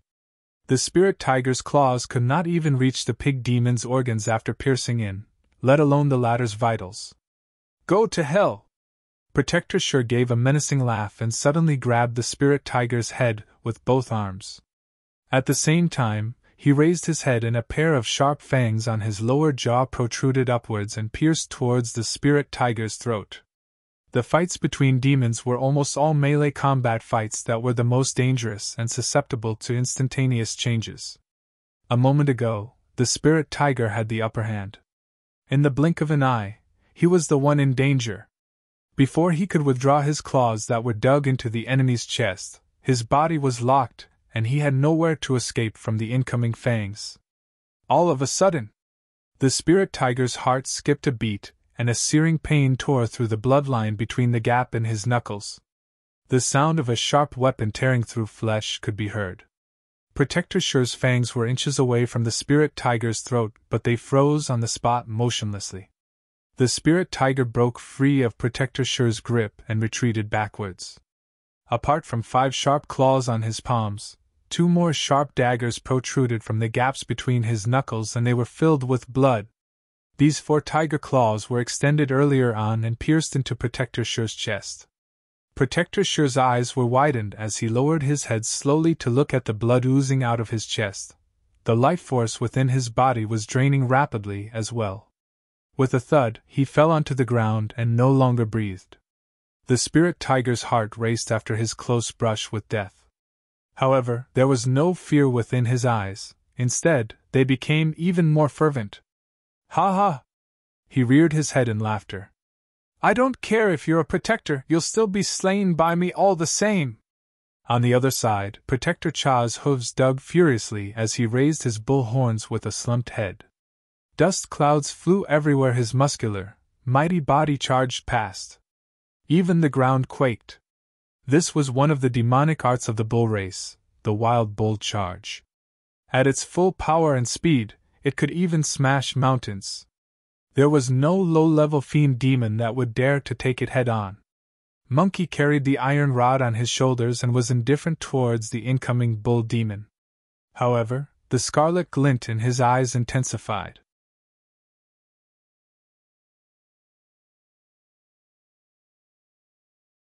Chapter 808 Duels. Chapter 808 Duels. The gaze of the black-robed young man shifted as he looked at Monkey not far away, slightly roused. Among the protectors of Black Sand Ridge, Protector Cha's strength was only in the mid-tier.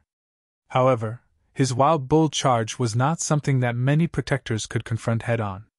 He did not believe that this monkey that had just become a fiend demon could take on Protector Cha's charge. Bang! Boom! Boom! The sound of the hooves were like thunder.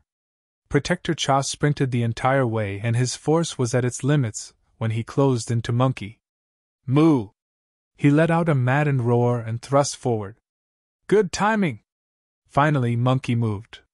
He patted the tail end of Imminent, and the entire rod suddenly bounced.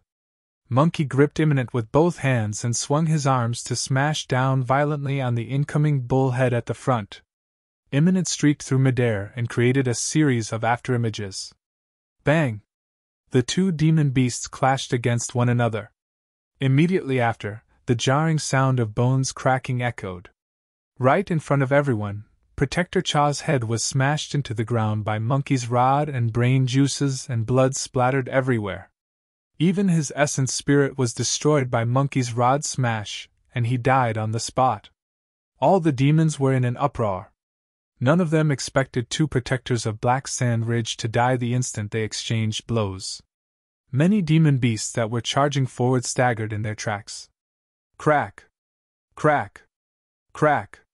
Cracks appeared one after another on Imminent, and golden rays of light spilled out. The black-robed young man squinted his eyes and lamented to himself as he took a clear look. This should be the item that caused the momentary gold flash earlier on. Initially, only a single piece of rust fell off from Monkey's Imminent. But now, after the terrifying head-on confrontation with Protector Cha, more rust pieces fell off Imminent one after another, and revealed the bedazzling golden rod beneath. Given the way it looked, anyone could tell that it was a rare treasure. Monkey Demon, don't get cocky now! The 2 of us will take care of you! Before the sentence was finished, 2 fiend demons charged over. Their bodies were massive, but they were extremely agile. One of them was pitch black and the other was snow white. They were both bear demons. Both of them whipped out sabers that slashed down from the skies as they charged forward. The two bear demons had chemistry and moved in unison. It was clear that they were specialized in their combo attacks. The two sabers were not ordinary either, with two dermic patterns respectively. They were two middle-grade perfected Lord Dermic weapons. "I don't care if you are bears or heroes, scram!" Monkey whirled Imminent, and smacked the two sabers left and right. Clang! Clang! Sparks flew, and the clanging sounds from the two sabers echoed. Even middle-grade perfected Lord Dermic weapons could not withstand the power of Imminent. Monkey's bloodshot eyes swept across Imminent. When he found that there were no scratches, he could not help but rear his head in laughter, delighted. "Ha! Great, great! What a great treasure! Follow me from now on, and I promise you'll never be covered in dust ever again." The two bears were shocked upon losing their dermic weapons. The moment they charged forward, they wanted to retreat. There was no way Monkey would accord them that chance. Along with two tragic cries, two gigantic, swollen bodies were sent flying by Monkey's rod. They were half dead, with their bones and tendons snapped by the time they landed on the ground. On the other side, the snake woman had already arrived beside Little Fox. Her eyes were flirtatious, and she reached out to Little Fox's cheeks with her slender fingers as she said in a coquettish manner, "Young lass, your skin sure is smooth. Gosh, I'm envious. Come over and let me have a touch." The snake woman's charming smile was laced with a lethal killing intent. However, few people could notice it. In Black Sandridge, she was a renowned viper, and many fiend demons died in her hands. She was far superior to Little Fox in terms of cultivation realm. However, her bewitchment techniques truly did not amount to much compared to Little Fox. Little Fox retreated half a step back with a calm expression, and avoided the snake woman's incoming finger by a hair's breadth. A faint stench wafted over. There was a sinisterly green, thin needle between the fingers of the snake woman. If Little Fox allowed the snake woman to touch her on the cheeks earlier on, her face would have been ruined even if she did not die. The snake woman's viciousness was chilling. A furious look flashed through Little Fox's eyes as well as she thrust the pitch-black umbrella in her hands forward like a spear. It was extremely fast and instantaneous. After a year of training in the ancient battlefield, Little Fox had grown rapidly, and was no longer cowardly or weak. "Foo-foo, the lass is angry, huh?" The snake woman jeered and floated in retreat, raising her palm gently. A green fluid splashed in Little Fox's direction. The expressions of many fiend demons changed when they caught sight of the green fluid. All of them retreated with wary looks on their faces, afraid that they might be implicated. The green fluid was the most toxic poison the snake woman possessed. A single touch would rot one's flesh into pus. The poison fluid was extremely powerful and could even destroy some dermic weapons with a single drop. Little Fox did not panic or fluster. She opened the pitch-black umbrella in her hands, and it shielded her like the firmaments. The poison of the snake woman splashed onto the umbrella completely. There was no reaction. The frightening poison did not create even a single ripple when it splashed onto the umbrella. It vanished completely like a gigantic rock that fell into the ocean, as though the pitch-black umbrella had consumed it. The snake woman was secretly alarmed when she caught sight of the pitch-black umbrella not far away. The pitch-black umbrella resembled an endless abyss, and she felt as though her soul was about to be drawn in with a prolonged glance. The snake woman had a feeling that even she would be devoured whole if she fell into the pitch-black umbrella, let alone her poison. At the same time, Ching had already begun fighting with a few fiend demons. She reverted to her true form, and her crane cried endlessly. She flapped her wings and shuttled through 5 fiend demons with her movement technique. It seemed as though she was trying to defend herself desperately. After all, she had only just become a low-level fiend demon, and had not adapted to the power of a fiend demon completely. Ching's maneuvering space decreased continuously against the combined attacks of the 5 fiend demons. "Demonis, surrender! Our young master will definitely take good care of you," a fiend demon said lustfully. All the demons roared into laughter. Ching's expression was cold, and she spat out an intricate-looking feather fan with a single thought. It expanded along with the wind and swelled in midair. The fan was azure green and seemed like there were thin flames burning on it. The surrounding space was even contorting from the heat. The expressions of the demons changed. The azure green fan seemed extraordinary and gave off a scorching heat. Die! Qing Qing's glabella shone, and she injected the power of her essence spirit into the azure green fan before fanning it in the direction of the 5 fiend demons. Swoosh! A green ball of flames blazed up and engulfed the 5 fiend demons. Ah! Ah! Ah! No matter how they struggled, the 5 fiend demons could not extinguish the flames on their bodies. In the blink of an eye, all 5 of them were burned into ashes and the remaining white bones fell piece by piece from midair, fuming with green smoke. Psst! The group of demons gasped. What was that feather fan? How was it so strong? In the blink of an eye, a few fiend demons on the side of Black Sand Ridge were dead, and they had suffered immense losses. Black Sand Ridge was losing in the duels of dermic powers after the fight broke out. The expression of the black-robed young man turned grimmer, and he finally sat up on his carriage, as though he was prepared to make a move. All of a sudden, the black-robed young man sensed something. Not far away, 2 gazes were fixed on him in a threatening manner, resembling 2 sharp swords that were warning him.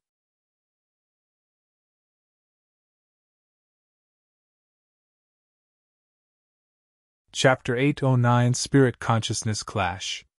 Chapter 809 Spirit Consciousness Clash.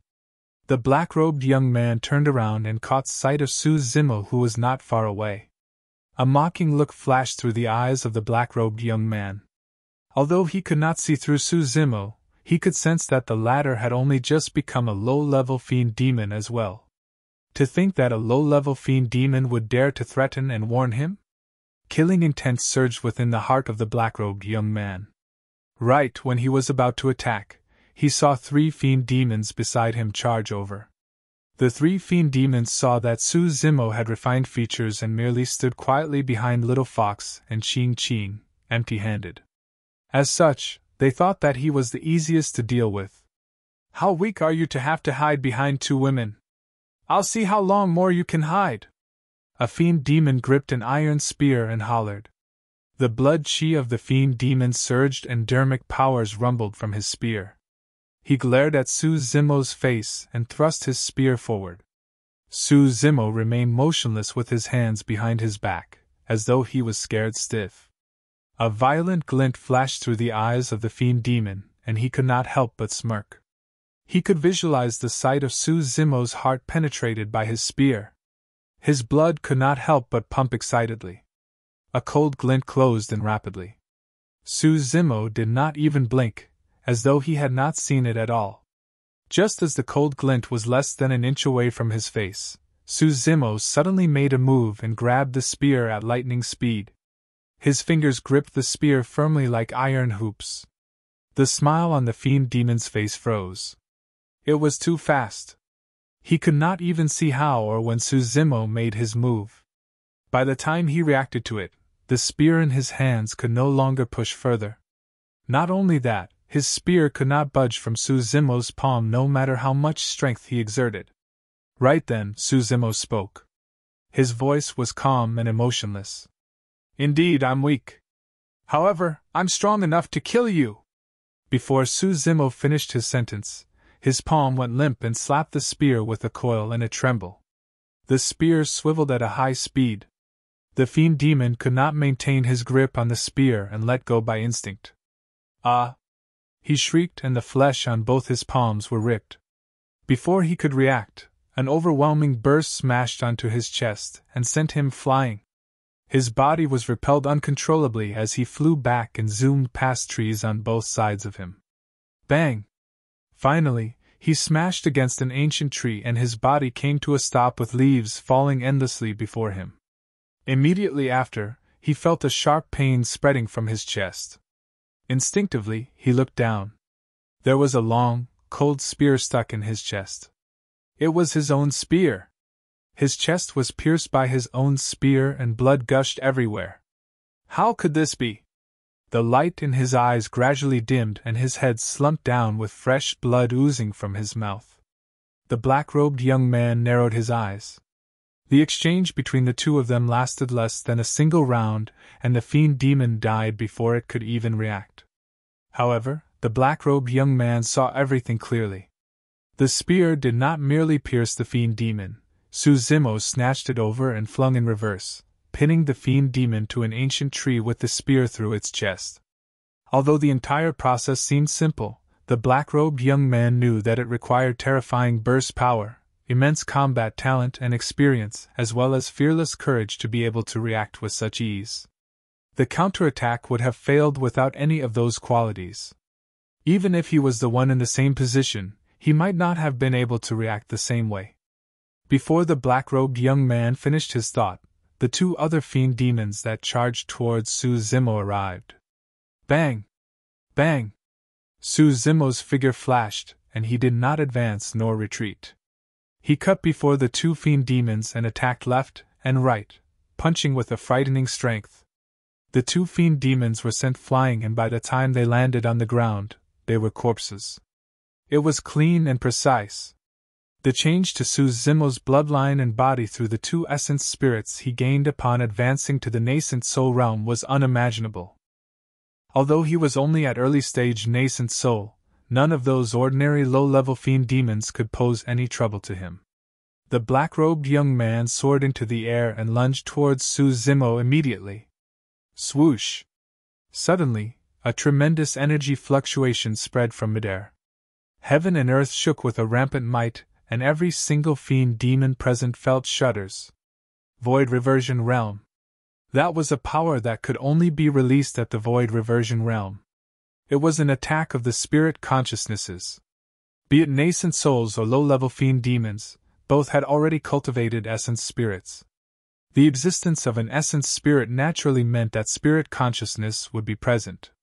However, for nascent souls and low-level fiend demons, their spirit consciousnesses can only be used for detection purposes and aren't strong enough to launch attacks. Only essence spirits of void reversions or mid-level fiend demons are able to materialize and launch attacks. The black-robed young man, who was the young master of Black Sand Ridge, was a mid-level fiend demon. An attack from the spirit consciousness was a killing move targeted at one's essence spirit, and was extremely dangerous.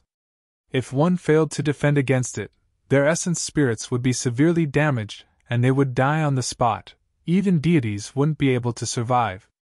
The powerful fluctuation of the spirit consciousness spread through the air like clouds with a scorching heat as it rippled towards Suzimo. Suzimo's expression changed. His spirit perception was alarmed and he felt chills before the attack arrived. The scarlet-haired spirit that was in the middle of the spirit platform was created from the mystic classic of the 12 demon kings of the great wilderness. Although it was strong, it was only an early-stage spirit, and was not at the level where it could launch a spirit consciousness attack. It was the same for the black-haired essence spirit. Suzimo was rather helpless against the spirit consciousness attack of the black-robed young man. That was the reason why mid-level fiend demons could suppress low-level fiend demons. Superior dermic power was not the only reason. A single spirit consciousness attack could suppress all low-level fiend demons. Suzimo had just advanced to the nascent soul realm and was unfamiliar with the means of combat at this level. How could he deal with something that was at an even higher level, the void reversion realm? The black-robed young man stood in the air and crossed his arms with a smirk. To him, that attack alone was enough to kill Suzimo. The overwhelming spirit consciousness surged over. Suzimo had nowhere to run. If he allowed the black-robed young man's spirit consciousness to charge into his spirit platform, his spirit consciousness would definitely be severely injured. All of a sudden, a flash of inspiration crossed Suzimo's mind. The scarlet-haired spirit that was in the middle of the spirit platform rose all of a sudden. The black-haired essence spirit that was initially in a corner rose at the same time. Both essence spirits advanced towards one another swiftly and fused together. Suzimo's essence spirits were each created from a part of his soul to begin with. They naturally faced no difficulties fusing together now. A brand new essence spirit appeared on the spirit platform. The hair of this essence spirit was split between red and black, and it had a bloodshot left eye and a pitch-black right eye. Although it was in the shape of an infant, it had a cold expression that was unmatched. It gave off an unprecedented dominance that overlooked the rest of the world. The power of the essence spirit exploded with their fusion. Naturally, the spirit consciousness became incomparably vast and formed an ocean that surged with raging tides in the spirit platform. This brand new essence spirit released a roar from the middle of the spirit platform. Boom! Suzimo's glabella shone and released an incomparably frightening spirit consciousness shockwave that smashed violently onto the incoming spirit consciousness.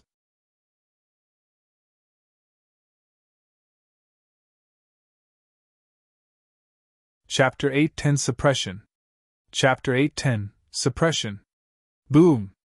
The two spirit consciousnesses clashed against one another violently, and released an earth-shaking explosion. Shockwaves rippled layer by layer and spread through the voids.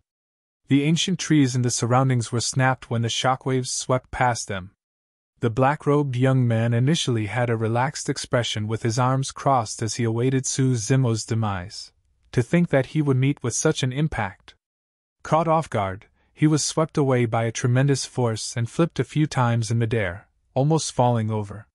Suzimo staggered a few steps in retreat before coming to a stop as well. Both of them were evenly matched in this spirit consciousness clash. All the demons were in an uproar.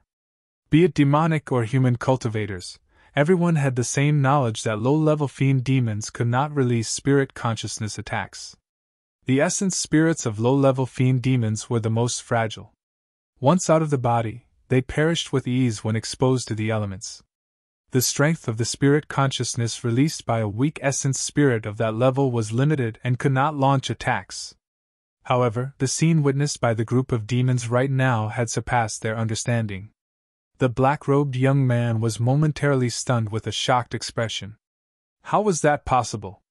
How could the spirit consciousness of a low-level fiend demon be this strong? He was a mid-level fiend demon. He was a full major cultivation realm above the other party. However, this person could match him in a spirit consciousness clash. In reality, the black-robed young man did not know that Suzimo's essence spirit, body and bloodline had not been completely transformed with dermic powers just yet, since he had just advanced to the nascent soul realm. In other words, Suzimo was not even considered a proper early-stage nascent soul just yet. Once Suzimo's cultivation realm was stabilized after a period of time, and he refined both his essence spirits using the Yin Spirit Section, Purple Thunder Manual and Great Day Rolai Sutra, the black-robed young man would be severely injured with just a single clash of their spirit consciousnesses. Interesting. The black-robed young man composed himself swiftly after the shock as he glared at Suzimo with a burning gaze. Let me see just what secrets your body holds. I don't think you'll be alive to do that. Suzimo sneered and arrived before the black-robed young man in a flash. He reached out with his massive palm and smashed down onto the latter's head. You must have a death wish. The black-robed young man narrowed his gaze and did not retreat or dodge. Instead, he punched towards Suzimo's incoming palm. Right before the fist and palm made contact, the black-robed young man smirked with a delighted expression. He flipped his palm and a cold glint flashed. A black spike that was 3 inches long appeared. The moment the black spike appeared, there was a nauseating stench. It was laced with poison. His move was extremely sudden. The black-robed young man felt that Suzimo's death was certain. Even mid-level fiend demons would be doomed if they were struck by his black spike. Unexpectedly, Suzimo's expression did not change, as though he had realized it earlier on. The cicada senses autumn coming before the wind even starts to blow. Suzimo had long detected danger through his spirit perception. The instant the black spike protruded, he switched tactics and flicked his finger instead. His metallic fingernail was the one that smashed against the black spike. Clang! The sound of metal clashing could be heard from the clash. The black-robed young man shuddered and the black spike nearly flew from his grip. Psst! What tremendous strength! The black-robed young man was startled. The power of that single finger flick almost sent his black spike flying. If that palm strike had landed, his head might have been split into pieces. Crack! Crack! Crack!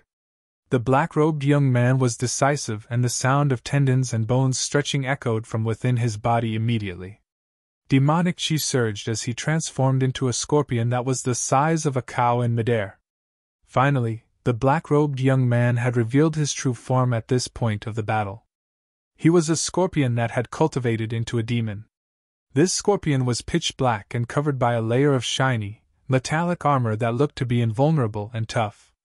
The surface of the armor was even lined with dense, thick fur that was laced with poison so that nobody could attack him. Of course, the most striking things were a gigantic pair of pincers at the front of the black scorpion that were nearly a third of his size. The pincers released clanging sounds as they opened and closed.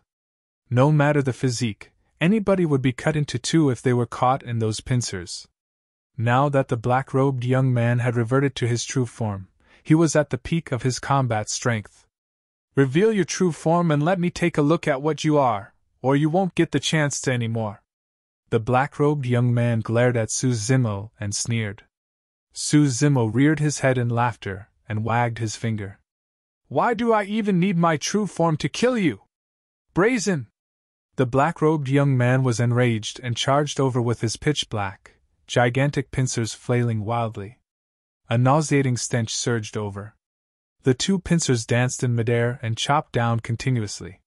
However, Suzimo's movement technique was agile and the consecutive attacks of the pincers missed completely. The clanging sounds could be heard echoing endlessly. The pair of pincers could be used interchangeably as scissors or axes. Despite his failed attacks for a long time, the black-robed young man was neither discouraged nor anxious. He had a cold gaze, as though he was waiting for an opportunity. After Suzimo avoided the pair of pincers once again, a dark streak of light flashed in midair. It arrived instantly. A nauseating stench surged over. Some of the demon beasts that were closer felt dizzy and collapsed onto the ground limply after smelling the stench. A dark color gradually spread through their skin. That was the killing move of the scorpion race.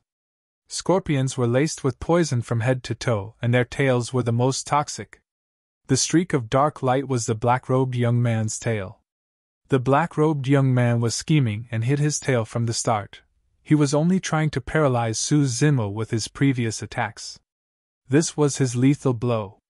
However, the black-robed young man could not spot anything unusual on Suzimo's face, as though the latter was completely unaffected by the aura of his tail's poison.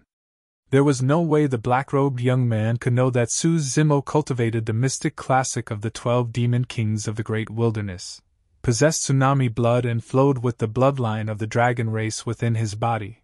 The poisonous gas could not even close into him with a slight circulation of his blood chi. Suzimo could withstand even more toxic poison, let alone the poison of this scorpion tail. Suddenly, Suzimo's gaze focused and he reached out, avoiding the poison sting on the scorpion's tail by a hair's breadth and gripping the root of the tail. The poison sting on the tail was the sharpest part of a scorpion's body. Many scorpion demons would refine their own tails as their destinied dermic weapons. Suzimo avoided the poison sting of the tail and gripped the tail at the base. With a jerk of his arm, he caused a tremendous amount of force to surge into the black-robed young man's body. The strength of the black-robed young man dissipated momentarily, and he could not react right away. Suzimo did not give him any chance to breathe and grip the scorpion tail. He swung his arm in a huge arc and slammed the black-robed young man's body violently onto the ground. Boom! There was a deafening sound. A massive crater was formed on the ground as mud and soil flew everywhere. Ugh! Tragic cries sounded from the black-robed young man's mouth. He felt as though his body had been split apart. Even his organs have shifted positions. The black-robed young man coughed blood through the damage to his organs, and he was in so much pain that he almost fainted over.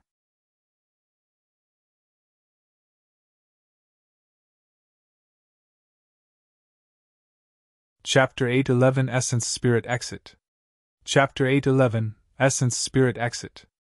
Although the black-robed young man had also been through many battles up till this point of his cultivation, he was the esteemed young master of Black Sand Ridge after all and mostly escaped unscathed. At the very least, no demon in Black Sand Ridge would be foolish enough to provoke him.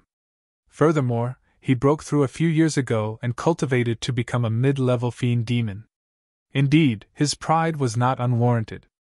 Even without the protection of the Black Sand Ridge territorial lord, he would have been a somebody in the territories in the area as well. To think that he would end up in such a tragic state in his first battle as a mid-level fiend demon. The thing he could not accept was that he was defeated by a low-level fiend demon. How was that possible? Although the black-robed young man's bones and tendons were almost snapped and his mind was in a mess, he could not figure it out still.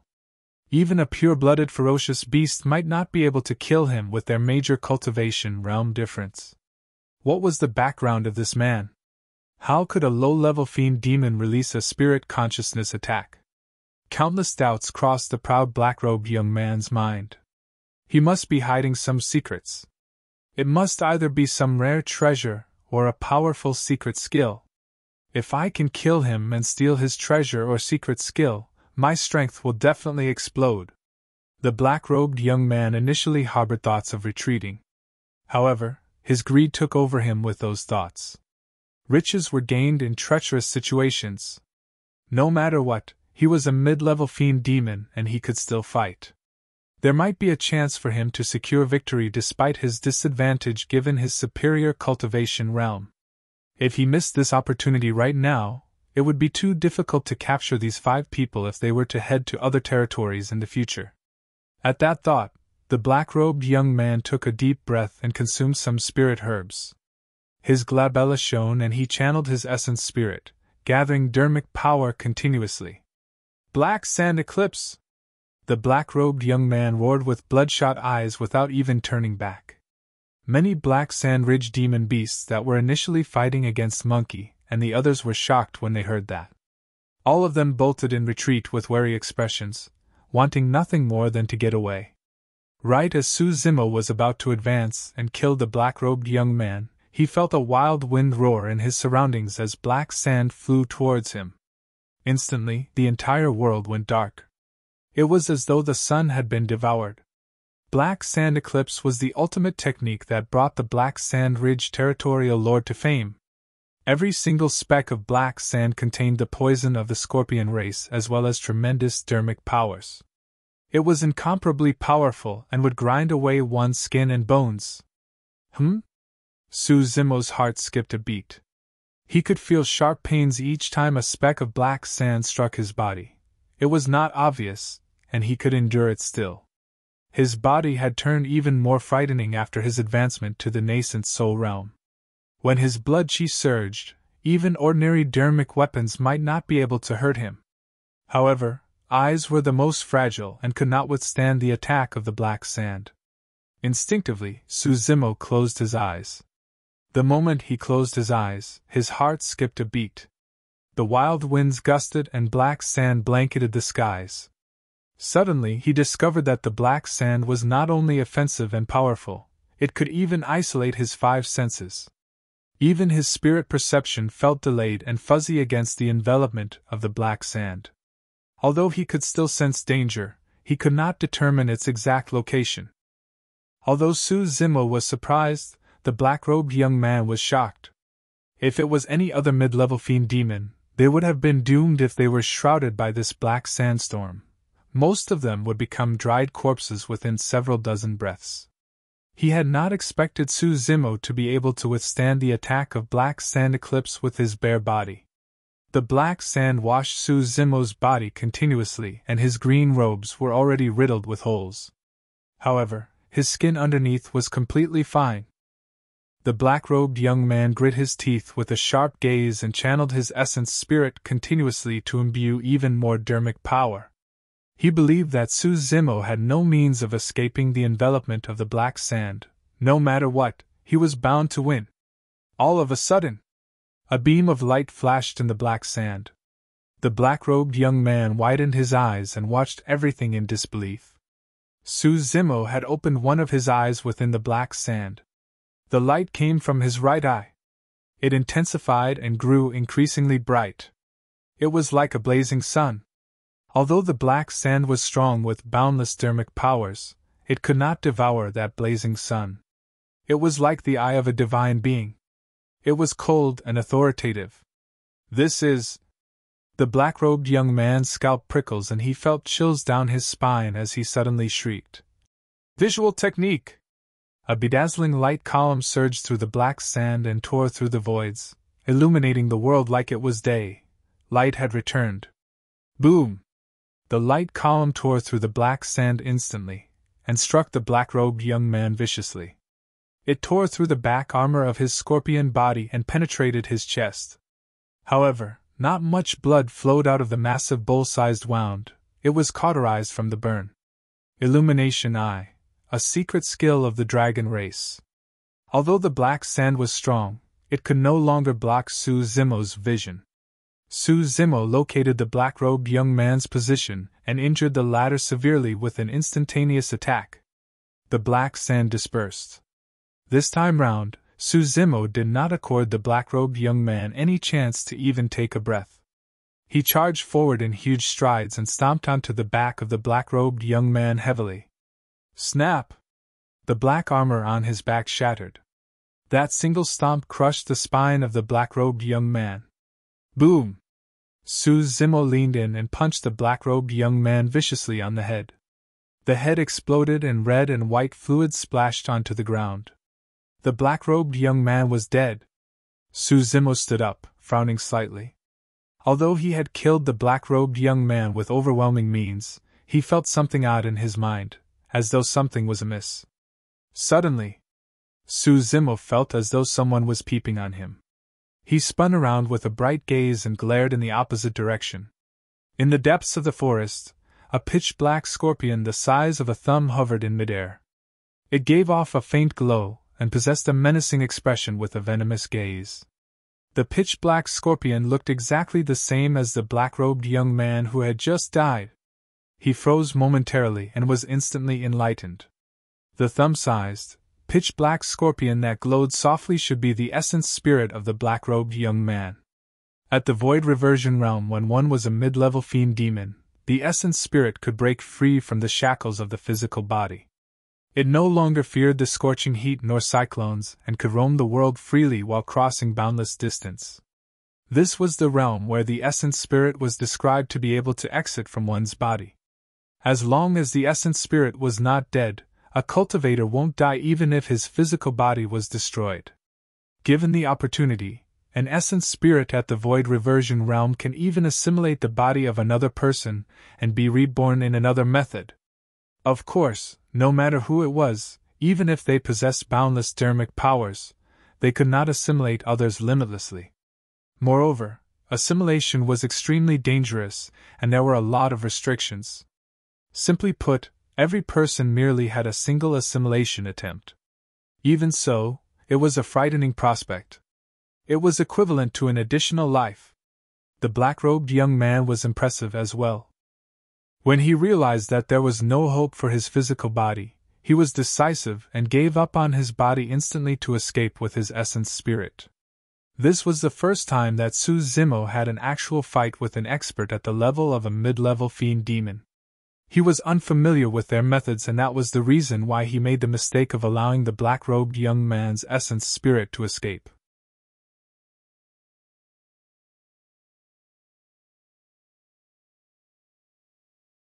Chapter 8:12 Target, Howling Moon Mountain.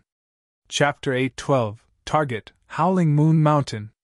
The black-robed young man had a vengeful gaze as he looked at Su Zimo.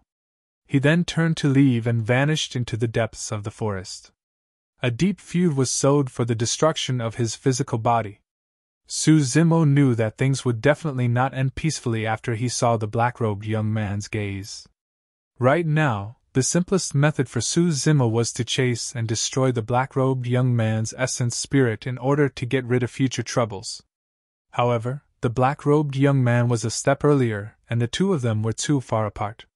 Furthermore, this was the Black Sand Ridge, and Su Zimo was extremely foreign to this place. He did not manage to chase far before he lost track of the black-robed young man. After exiting from the body, the essence spirit was no longer bound by the shackles of the physical body and could move thousands of kilometers instantly at an extremely fast speed.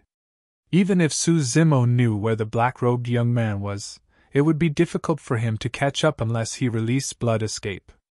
Furthermore, the black-robed young man was the young master of Black Sand Ridge and had a noble status. Many fiend demons must have been alerted to the massive battle that broke out here. If he continued his pursuit, he might find himself embroiled in difficult battles. After a moment of silence, Suzimo gave up on his pursuit and retreated. He was not going to commit the same mistake against another mid-level fiend demon the next time with this experience. By the time Suzimo returned, the battle had already ended. Even as a mid-level fiend demon, the black-robed young man nearly died and he ended up in the tragic state where his physical body was destroyed. When the other demon beasts saw that, they did not linger at all and fled everywhere.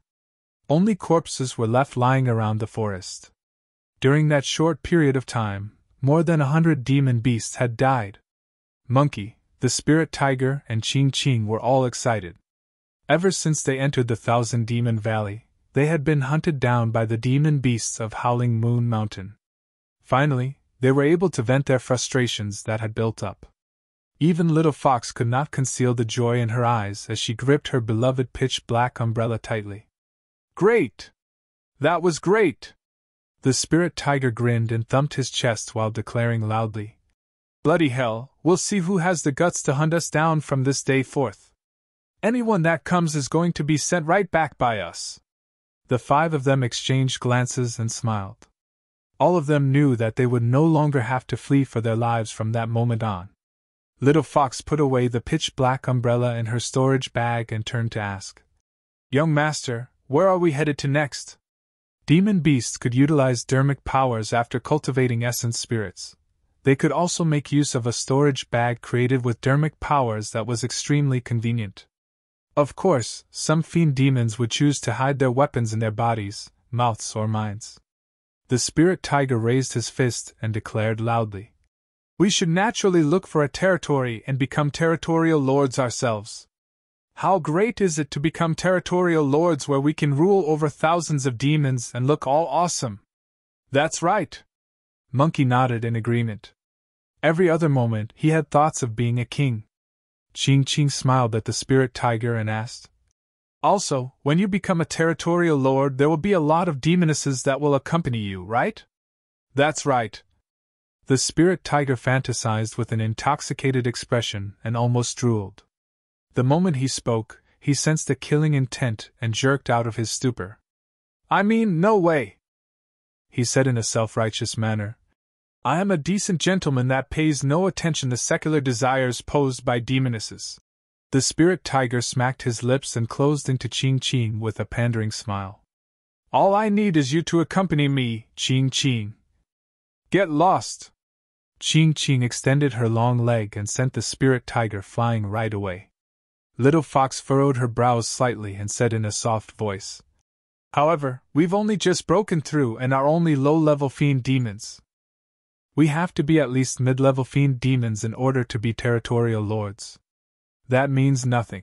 The spirit tiger scurried back from a distance and said, "That black scorpion was a mid-level fiend demon as well, but he got his ass handed to him by first. He even had to leave his body behind and escape with his essence spirit." Ching Ching nodded as well. First should definitely be able to become a territorial lord in terms of strength. Even if he can't match the stronger territorial lords, he is on par with the weaker ones. However, where are we going to find a spare territory? Little Fox shook her head. This is the Thousand Demon Valley, and all territories, large or small, must have been occupied by demons a long time ago. It's simple. A blood glint flashed through Monkey's eyes as he smacked his lips. We'll find a territory and the 5 of us will attack together to suppress the territorial lord. Once that is done, which of the remaining demons will dare to go against us? Monkey loved to fight and was always restless. Even if nobody provoked him, he would ponder about where he could head to for a fight. Isn't it bad if we snatch the territory of others? Little Fox blinked and asked weakly. Foxy, you haven't lived in the world of demons before. The spirit tiger waved it off. Over here, it's survival of the fittest, and there's no morals involved. The stronger party will always live on and have a good life. Little Fox seemed to be in deep thoughts. They had not provoked anyone intentionally ever since they entered the Thousand Demon Valley. However, they were bullied twice in succession by others, all because they were too weak. Monkey added, "There's no use enduring and living an ignoble existence if you want to survive among demons. Everything here has to be fought for with your fists." Little Fox nodded. "Alright, I'll listen to you guys." Suzimo's mind was decided, although he made no comments the entire time. Be it him, Monkey, or the spirit tiger, they were not going to bow down to others. They definitely had to occupy a territory of their own. Ching Ching mulled. "We're not familiar with this place since we're new to the Thousand Demon Valley. Which territory should we occupy?" It was an important question to consider. If they made the wrong choice and met with a wall, the 5 of them might pay with their lives even before they oust the current territorial lord. Everyone turned to Suzimo. Slowly, he said, "Let's go to Howling Moon Mountain." The eyes of Monkey and the spirit tiger lit up. "That's right." The spirit tiger slapped his head. "I almost forgot about that place. Those bunch of asses from Howling Moon Mountain chased us through mountains, ridges, hills and rivers for dozens of days. We've got to make them pay for that." Suzimo took out the map the rat passed them. The area occupied by Howling Moon Mountain is the smallest in the vicinity. According to logic, it should mean that the territorial lord is the weakest. This is it. Monkey agreed as well. The spirit tiger was excited and made a fuss. "Let's go right now," Suzimo said deeply. "Don't rush it. We'll infiltrate Howling Moon Mountain and continue to cultivate there for a period of time to stabilize our cultivation realms. It would be best if we can find out more about the situation of Howling Moon Mountain before making further plans." Suzimo knew that it was not going to be simple to take down a territory. There were only 5 of them. They would face immense difficulties if they tried to do it forcefully. Furthermore, Monkey and the others had already refined their destiny dermic weapons. However, he had not had time to refine his creation Green Lotus. Once his cultivation realm was stable, his essence spirit, body and bloodline received a complete boost through dermic powers and he refined the creation Green Lotus. His strength would definitely grow to the next level. That way, they would stand a much higher chance of taking down Howling Moon Mountain. "Go, let's leave this place first." Suzimo pondered for a moment before waving. This was the territory of Black Sand Ridge, and the young master had just received serious injuries and even nearly died. It won't be long before experts came knocking.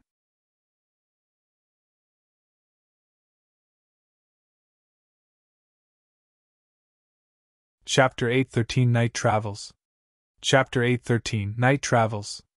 There was almost no peace in Howling Moon Mountain for the past month. The death of several hundred spirit demons and 2 of the 7 protectors was a major event. It was said that the demons that died were killed by demons that came from the ancient battlefield. Furthermore, there were only 5 of them and they were all spirit demons. During this period of time, every single demon in Howling Moon Mountain searched for the 5 of them and almost turned the entire place over, but to no avail. The demons realized that the 5 of them should have already escaped. Even if they were hiding in Howling Moon Mountain previously, they must have escaped from fear after they were hunted down on such a massive scale. Nobody noticed that this day, 5 fiend demons in human form had swaggered their way into the territory of Howling Moon Mountain. These 5 fiend demons were none other than Suzimo's who were being targeted right now. "Heh, puny demons of Howling Moon Mountain, Hubatian is back!" The spirit tiger grinned. Ching Ching said, "I'm sure the demons of Howling Moon Mountain will never expect us to dare to return." Suzimo smiled.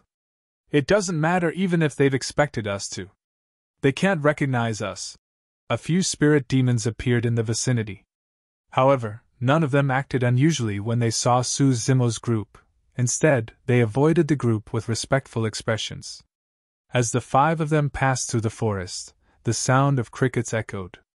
However, all of them looked composed. Previously, they had nowhere to run because of those seemingly unassuming crickets. Now, none of those crickets posed any threat to them. After Suzimo's group cultivated to become fiend demons, they could take on human forms without any signs of their demon roots. Although they could already take on human forms at the Golden Core realm, they would exude demonic chi and exhibit certain demon traits. For example, Monkey could not hide his long fur. The spirit tiger had the head of a tiger and the body of a human. Little Fox's tail would pop out from time to time. Now, even if other fiend demons were here, they would not be able to recognize the 5 of them, let alone these ordinary crickets.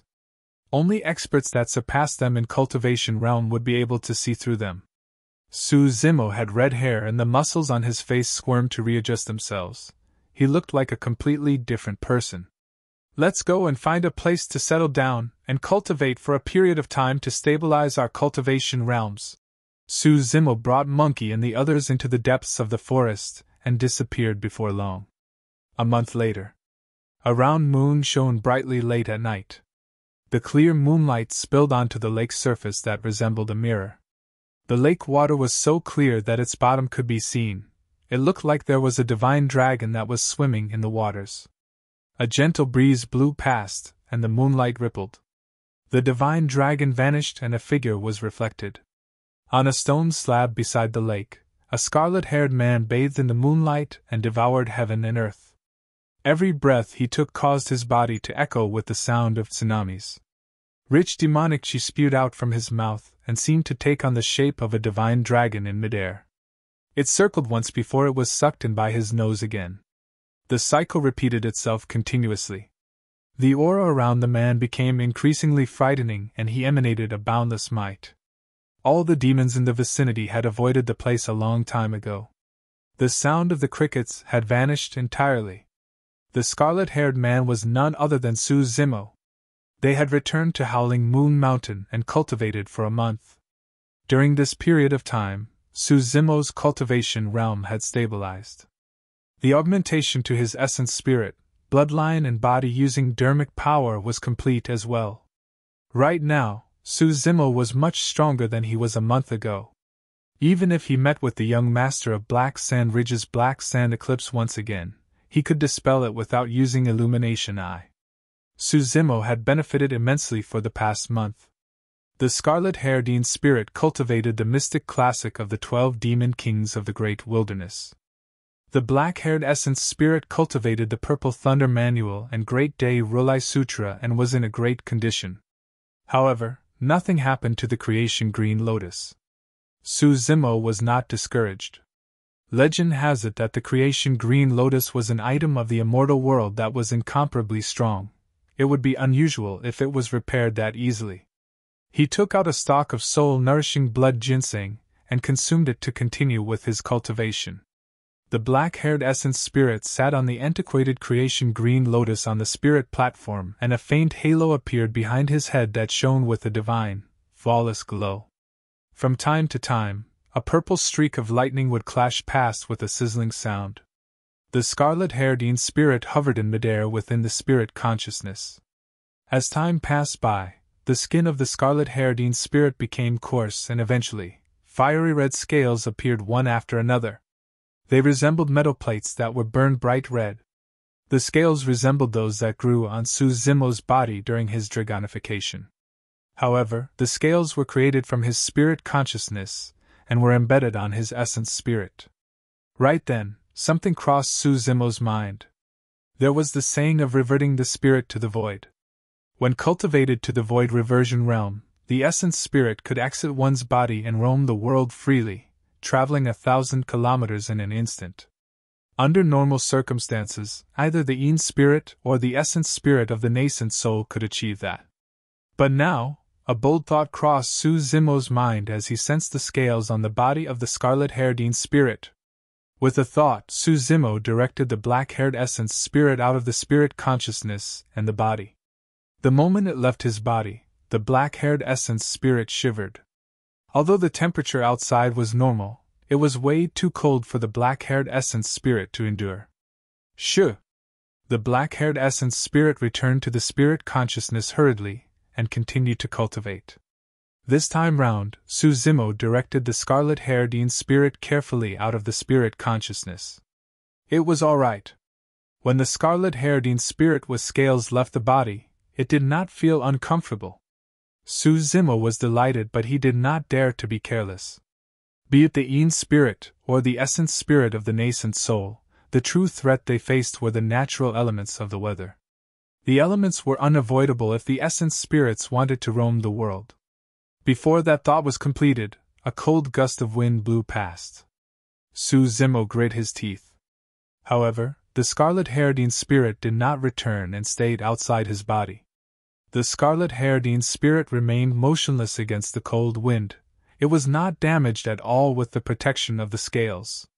Suzimo was elated. If he was not wrong, those scales were dragon scales of the spirit consciousness that he had cultivated from the spirit section. Gradually, Suzimo became even bolder. The scarlet-haired spirit shuttled through midair at an extremely fast speed and left streaks of red light. It was roaming the world freely and could cross 1,000 kilometers in an instant. This was originally something that could only be achieved by a void reversion's essence spirit. However, Suzimo was able to do it by cultivating the spirit section of the mystic classic of the 12 demon kings of the great wilderness. The scarlet-haired spirit stood in midair and stared at its own body on the stone slab.